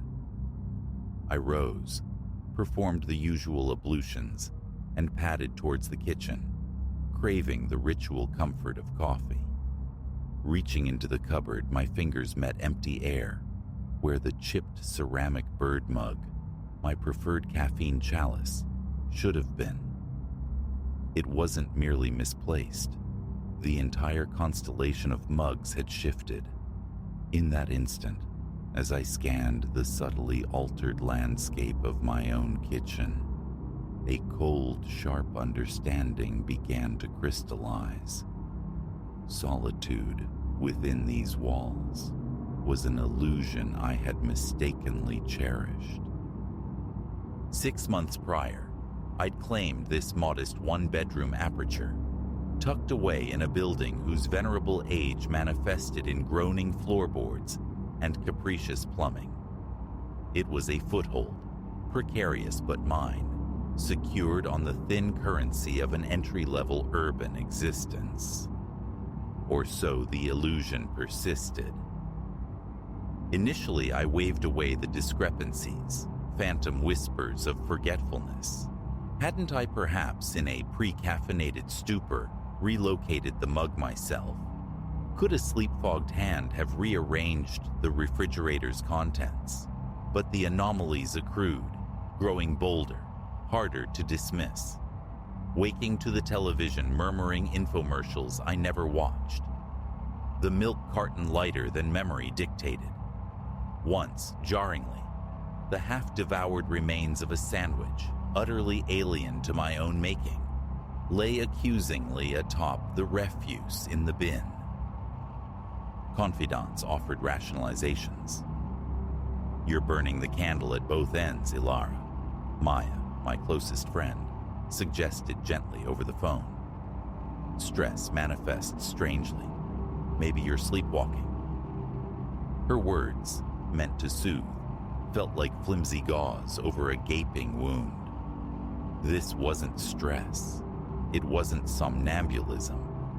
An unseen presence shared my sanctuary, moving in the interstices of my awareness, primarily while I slept. Unraveling this mystery became an imperative. My counter-espionage started small, almost whimsical. A pencil balanced, a delicate seismograph on a table's precipice, a translucent strip of tape stretched taut across a doorway's void, a chair left deliberately, fractionally out of alignment. Each dawn brought fresh evidence of disturbance. The pencil invariably deposed to the floor, the tape ruptured, the chair subtly repositioned. Anxiety coiled tighter in my gut. Sleep became a fraught territory. Hours spent rigid in the dark, ears straining against the building's nocturnal sighs for any sound betraying intrusion. Yet, the interloper, human or otherwise, possessed a preternatural stealth. Silence was their shield. Finally, need intangible proof, I acquired a miniature clandestine camera. With hands that betrayed my inner turmoil, I positioned it on a bookshelf, its tiny lens commanding a wide view of the living area, before retreating to bed. Sleep was a skittish creature that night, shying away from every settling groan of the ancient structure, every distant siren slicing through the urban hum. Exhaustion eventually dragged me under into a shallow, troubled doze. Morning arrived, and I scrambled for the camera, fumbling with the playback controls. The initial hours unspooled uneventfully, my own restless form tossing beneath the duvet in the pixelated gloom. Then, time stamped just past 3 a.m., movement flickered at the edge of the frame. A figure materialized from the shadows, gliding through my living room with unnerving familiarity. Careful, fluid, keeping to the periphery, yet undeniably human. A stranger, navigating my home as if by right. Horror held me captive as I watched this phantom raid my refrigerator, selecting sustenance with quiet deliberation before settling onto my sofa. The television flickered to life, bathing the figure in its ghostly luminescence, the volume suppressed to a murmur I hadn't registered in my sleep. They lingered for hours, a silent spectral tenant, only melting back into the shadows as the first tentative fingers of dawn probed the windows. Violation, terror, and a hot surge of anger warred within me. This trespass, this intimate invasion of my space, my belongings, how long had it endured? But now, I possessed the undeniable truth. The police, the footage, this waking nightmare could finally end. My voice trembled as I relayed the situation to the local precinct. "Stay put," they instructed. "Officers en route." The weight stretched taut, each creak of the floorboards a potential herald of my nocturnal visitor, returning in the bold light of day. When the uniformed pair arrived, their expressions turned grim as they viewed the recording, their pens scratching notes, their questions methodical. How long? Noticed anything missing? Any known adversaries? I answered numbly, the chilling reality settling like frost. This wasn't overwrought imagination. It was stark, tangible violation. The officers, professionally sympathetic but constrained, promised increased patrols, a dusting for latent prints. Without identity or entry point, however, their power was limited. Change the locks, they advised. Consider a security system. Their departure left a vacuum filled with amplified dread. Staying here, knowing what I now knew, felt impossible. A call to Maya secured temporary asylum. Packing an overnight bag felt surreal, my mind racing in frantic circles. Who was this person? How did they breach my defenses?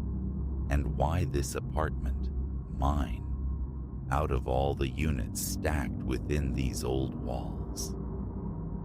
The week spent on Maya's sofa was a blur of frayed nerves and shadowed corners. Every unfamiliar sound jolted me. I contacted the landlord. New locks were installed. I purchased an inexpensive motion-activated camera, tethered to my phone. The thought of breaking the lease, of plunging back into the exhausting search for affordable sanctuary, felt insurmountable. After 7 nights adrift, I resolved to return. I had to reclaim my territory, refuse to be vanquished by an unknown fear. That first night back was an ordeal. Every settling groan of the building, every distant city echo sent adrenaline spiking. I checked the new locks compulsively. Lights blazed in every room. The television provided a low, constant murmur of artificial company. Sleep, when it finally claimed me, was shallow and dream-scarred. But the night passed without incident. The new camera remained silent. My small, habitual traps lay undisturbed.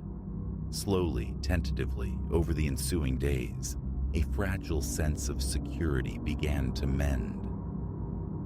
Days unfurled into weeks. Routine reasserted its rhythm. The morning ritual now included reviewing camera footage, resetting the pencil sentinel, but the urgency faded. Perhaps the lock change had sufficed.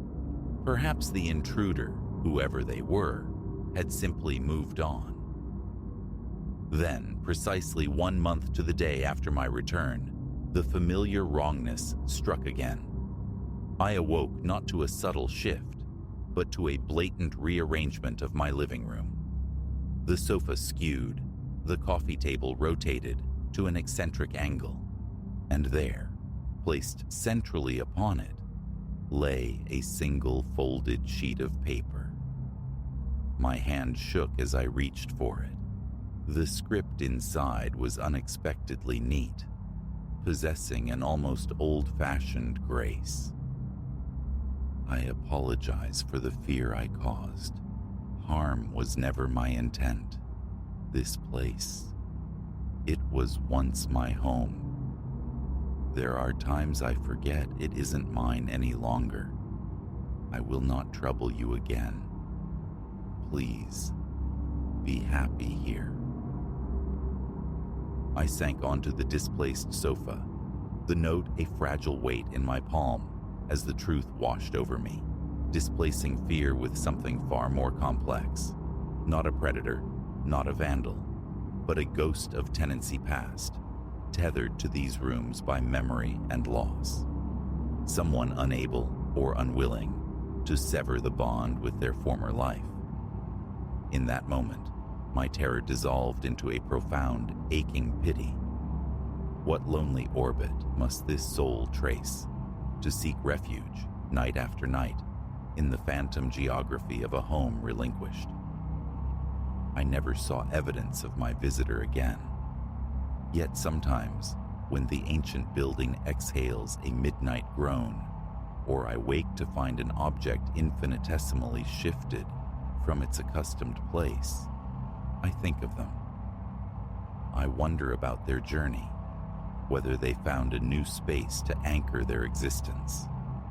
I've learned that home transcends mere walls and ceilings. It's an internal state, a feeling of belonging.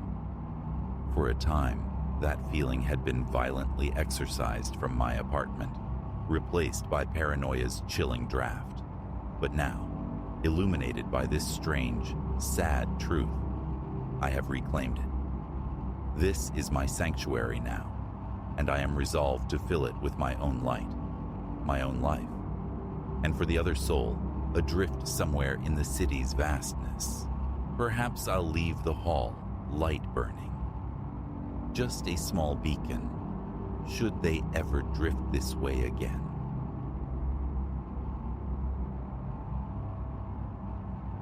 "6 months swallowed by this remote observatory, this outpost against the indifferent expanse. I'd courted the solitude, envisioned long, quiet days steeped in the chill poetry of atmospheric science, a welcome exile from the clamor of crowded labs. My duties were elegantly circumscribed, charting weather systems, chronicling temperature shifts, gauging the wind's caprice, scanning for the anomalous.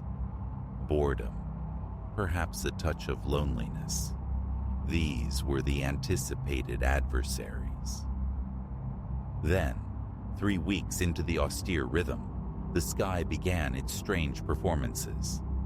Aberrant cloud formations materialized, etched with a symmetry too clean, too deliberate for nature's casual hand. Not the familiar, amorphous cotton drifts, but precise arcs, unsettling angles, geometries against the blue canvas. The first instance I dismissed as fatigue's phantasm. The second I chased with my camera, seeking objective capture, yet the resulting photographs were blank slates, scrubbed clean of the sharp detail my eyes swore they'd witnessed. A maddening discrepancy. I was the sole atmospheric scientist here. The station, a stark, 3-chambered structure, primary laboratory, compact living quarters, a repository for supplies. Outside, a fenced enclosure bristled with instrumentation, a lonely island against the vast, unpeopled terrain. No colleague to corroborate these visions, only the disembodied voice crackling through the radio for the weekly check-in. Data points were their currency: temperatures, wind vectors, barometric pressures, routine transmissions. Once, I haltingly described the celestial architecture, the impossible clouds. Their reply dripped with condescension. Stay vigilant, keep logging. Boredom, they implied, or perhaps a mind playing tricks in the isolation. I spoke of it no more. My ritual involved morning and evening excursions to record cloud cover, humidity, atmospheric pressure. One dawn, 6 perfect semicircles hung suspended, evenly spaced across the firmament like notations on some cosmic blueprint. They held their form for 20 minutes, unwavering, then dissolved into nothingness. I stood rooted in the biting air, a sheen of sweat tracing my spine despite the cold. The breeze felt unnervingly still for such an orchestrated display. My heart hammered against my ribs. A primal urge to shout, to summon someone, died unspoken in the empty landscape. Was I unraveling? The thought coiled tight. Satellite imagery became my obsession, but the feed remained stubbornly normal, depicting standard clusters, meteorological drifts devoid of the stark patterns I saw firsthand. This chasm between perception and data gnawed at me. I'd stare at the monitor, rubbing tired eyes, the question echoing. Had reality slipped its moorings? My throat would constrict whenever the memory surfaced. Days bled into weeks. The sky's geometry grew bolder, more intricate. Triangles marshaled in faultless rows, concentric circles nested within each other. Once, shapes resembling characters from an unknown alphabet shimmered briefly. The angles felt alien, the lines too purposeful. My logbook filled with frantic sketches, attempts to replicate the phenomena. Later, reviewing these drawings sent shivers down my spine, the proportions unnervingly exact, imbued with an intent that felt utterly divorced from drifting moisture. Subtle changes began within me. Standing sentinel beneath the sky, a peculiar tingling would trace my arms. My mouth would turn to dust, swallowing becoming a conscious effort.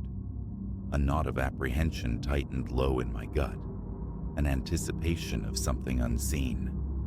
I'd glance reflexively over my shoulder, certain of a lurking presence, finding only empty tundra. The wind sometimes seemed to carry whispers, indistinct murmurs beneath its usual sigh. A low, pervasive hum occasionally surfaced, untraceable to any equipment, seeming to emanate from the very heavens.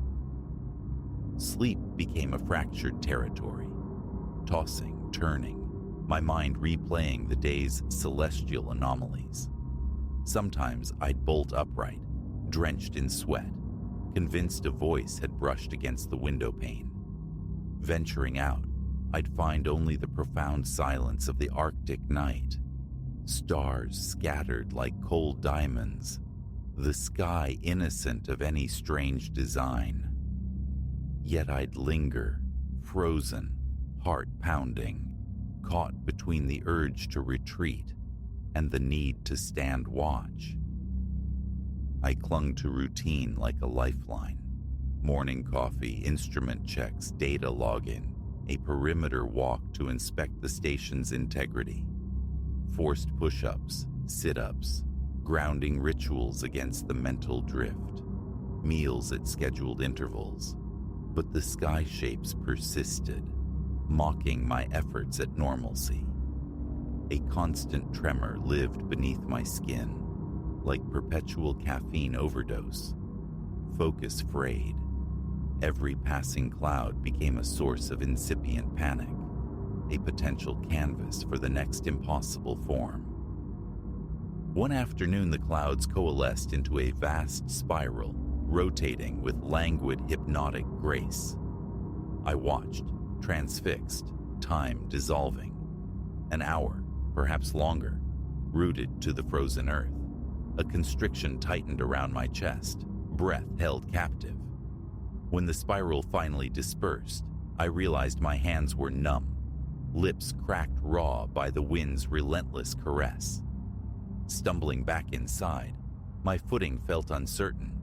My reflection in the small bathroom mirror seemed alien, eyes bloodshot, weary, the muscles in my neck twitching with involuntary tension. That night brought no respite.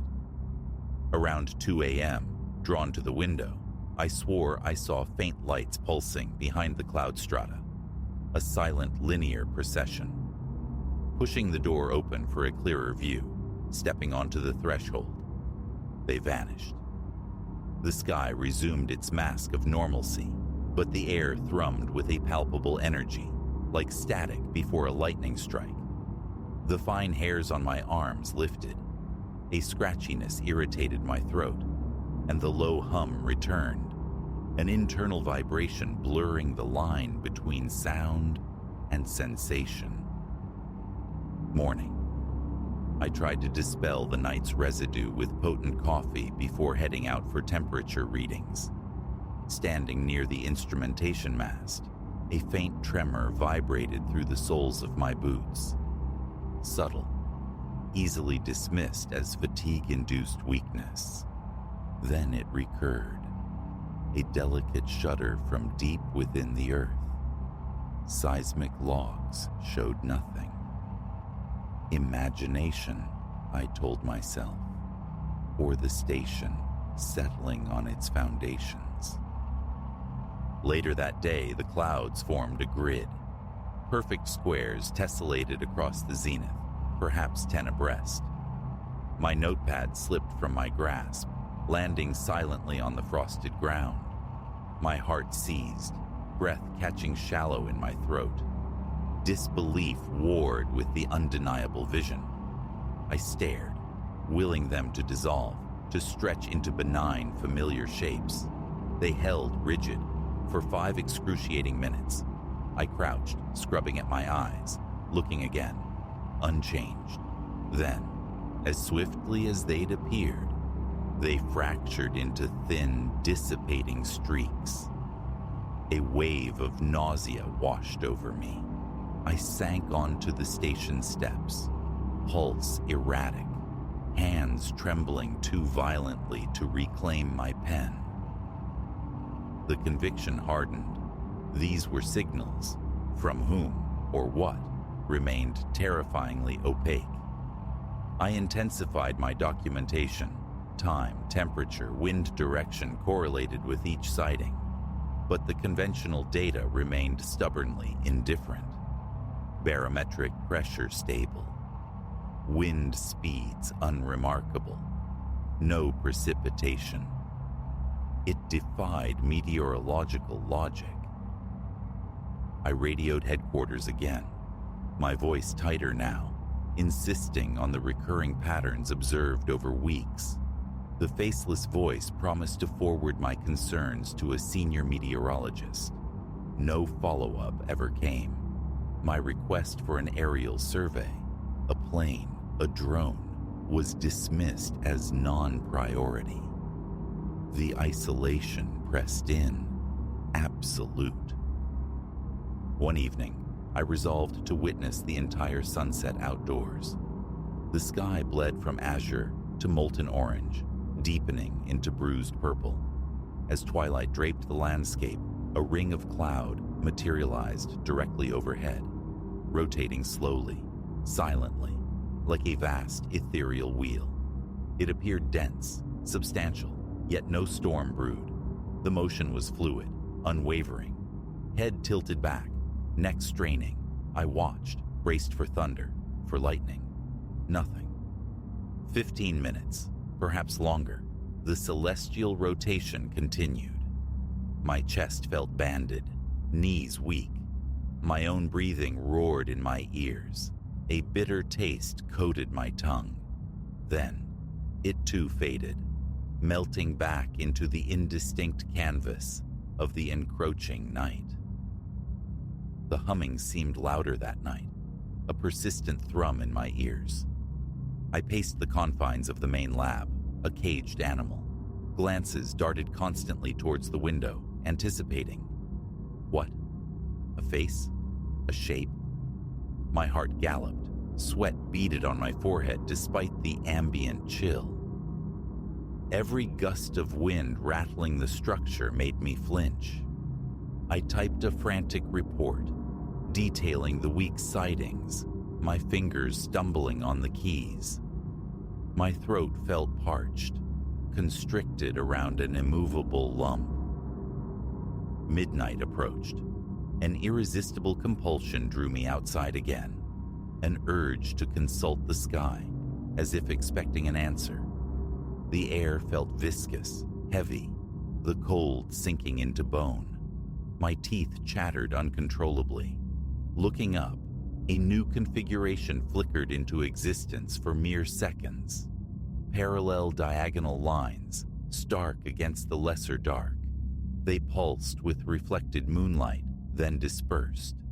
A heavy thud resonated in my chest. Breath hitched, forcing me to gasp through my mouth. I pressed back against the station wall, equilibrium failing. My head swam. Cold sweat trickled down my temples. Thereafter, the station itself seemed subtly altered.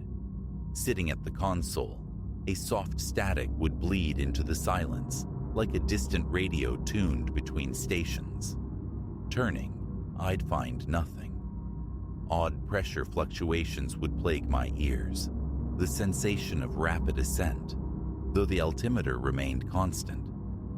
My eyes felt perpetually strained, plagued by headaches pulsing behind my temples. I'd rub my forehead, seeking relief that never came. One afternoon, searching the storage area for an extra blanket, the overhead light flickered erratically. In the strobing dimness, I swore a shape lurked in the far corner. Just a shadow, surely. Yet my heart lurched, and I fled, breath catching, hands shaking for a full minute after reaching the relative safety of the lab. Denial was no longer sustainable. Something was attempting contact. Each pattern screamed intention.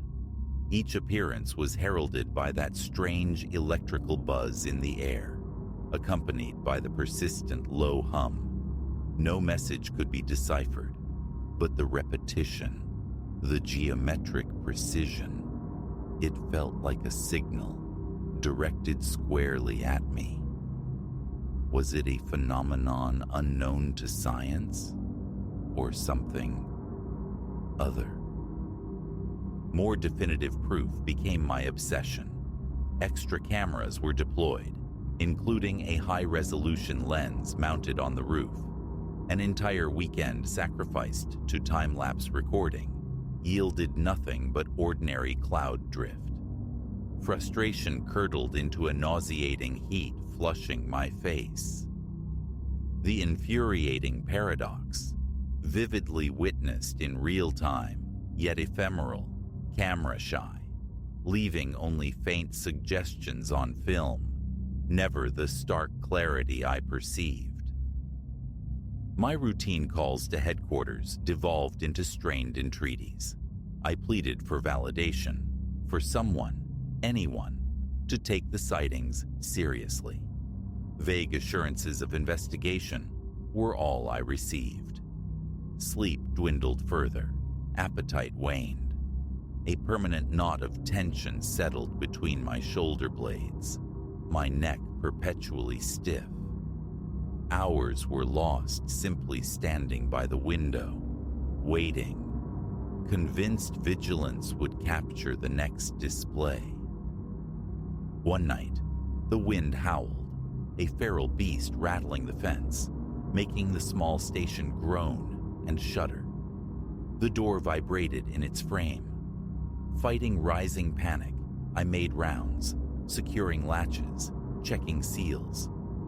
Peering through the reinforced door pane, I saw clouds churning in a pattern previously unseen. A grid, stark and perfect, but now with a spinning circle embedded at its core. My skin prickled, legs turning leaden. The hum intensified, louder than ever, like raw current surging through the atmosphere. I gripped the doorframe, breathing shallow and fast, heart slamming against my ribs. My mouth was sandpaper. I couldn't tear my gaze away. It persisted longer this time. 5 minutes, 10 perhaps. My body felt strangely resonant, caught in some invisible field. Then, abruptly, dissolution. The wind subsided. The clouds reverted to innocuous shapes. The hum faded, leaving only a ringing silence in my ears. I staggered back, locking the door, leaning heavily against it, fighting for breath, my mind reeling, fixated on the impossible precise geometry. This could not be ignored. Credibility be damned. I composed a lengthy, detailed email to headquarters, chronicling every event, every sighting, every symptom. Sent. Laptop closed. The tightness in my chest demanded air. Outside, near 2 a.m., the world was utterly still. The sky clear save for a few mundane clouds drifting passively. The silence felt profound, weighted. I scanned the perimeter, half expecting an observer, human or otherwise. Nothing. Just the immense cold and the faintest whisper of wind returning. I would remain. 2 months left on this assignment. Departure required justification, and inexplicable cloud formations coupled with personal distress wouldn't suffice. No immediate physical threat, no official corroboration. So I would persist. Maintain the logs, record the impossible shapes, check the instruments, strive for a semblance of composure. But each glance skyward now brought a visceral reaction, skin crawling, muscles tensing, a conscious reminder to breathe. It felt like peering through a tear in the veil of reality, witnessing a layer that resisted capture, defied explanation. Yet it was undeniably there, repeating its geometric catechism with unwavering precision. Now, each day unfolds under a canopy of apprehension. What new configuration will the heavens reveal? A constant weight presses on my chest, my shoulders perpetually aching with stored tension. Does anyone believe? The morning sky check is a ritual fraught with dread and morbid curiosity. Each night, the soft hum returns, a subcutaneous reminder of the presence attempting to communicate. Its intent remains shrouded. Whether understanding will ever dawn is uncertain. But I remain Elias Thorne, solitary observer beneath the vast, enigmatic sky, feeling the hairs on my neck rise as the clouds begin, once more, to sculpt themselves into impossible perfect shapes, drawing me deeper into a mystery that transcends meteorology, perhaps even reality itself.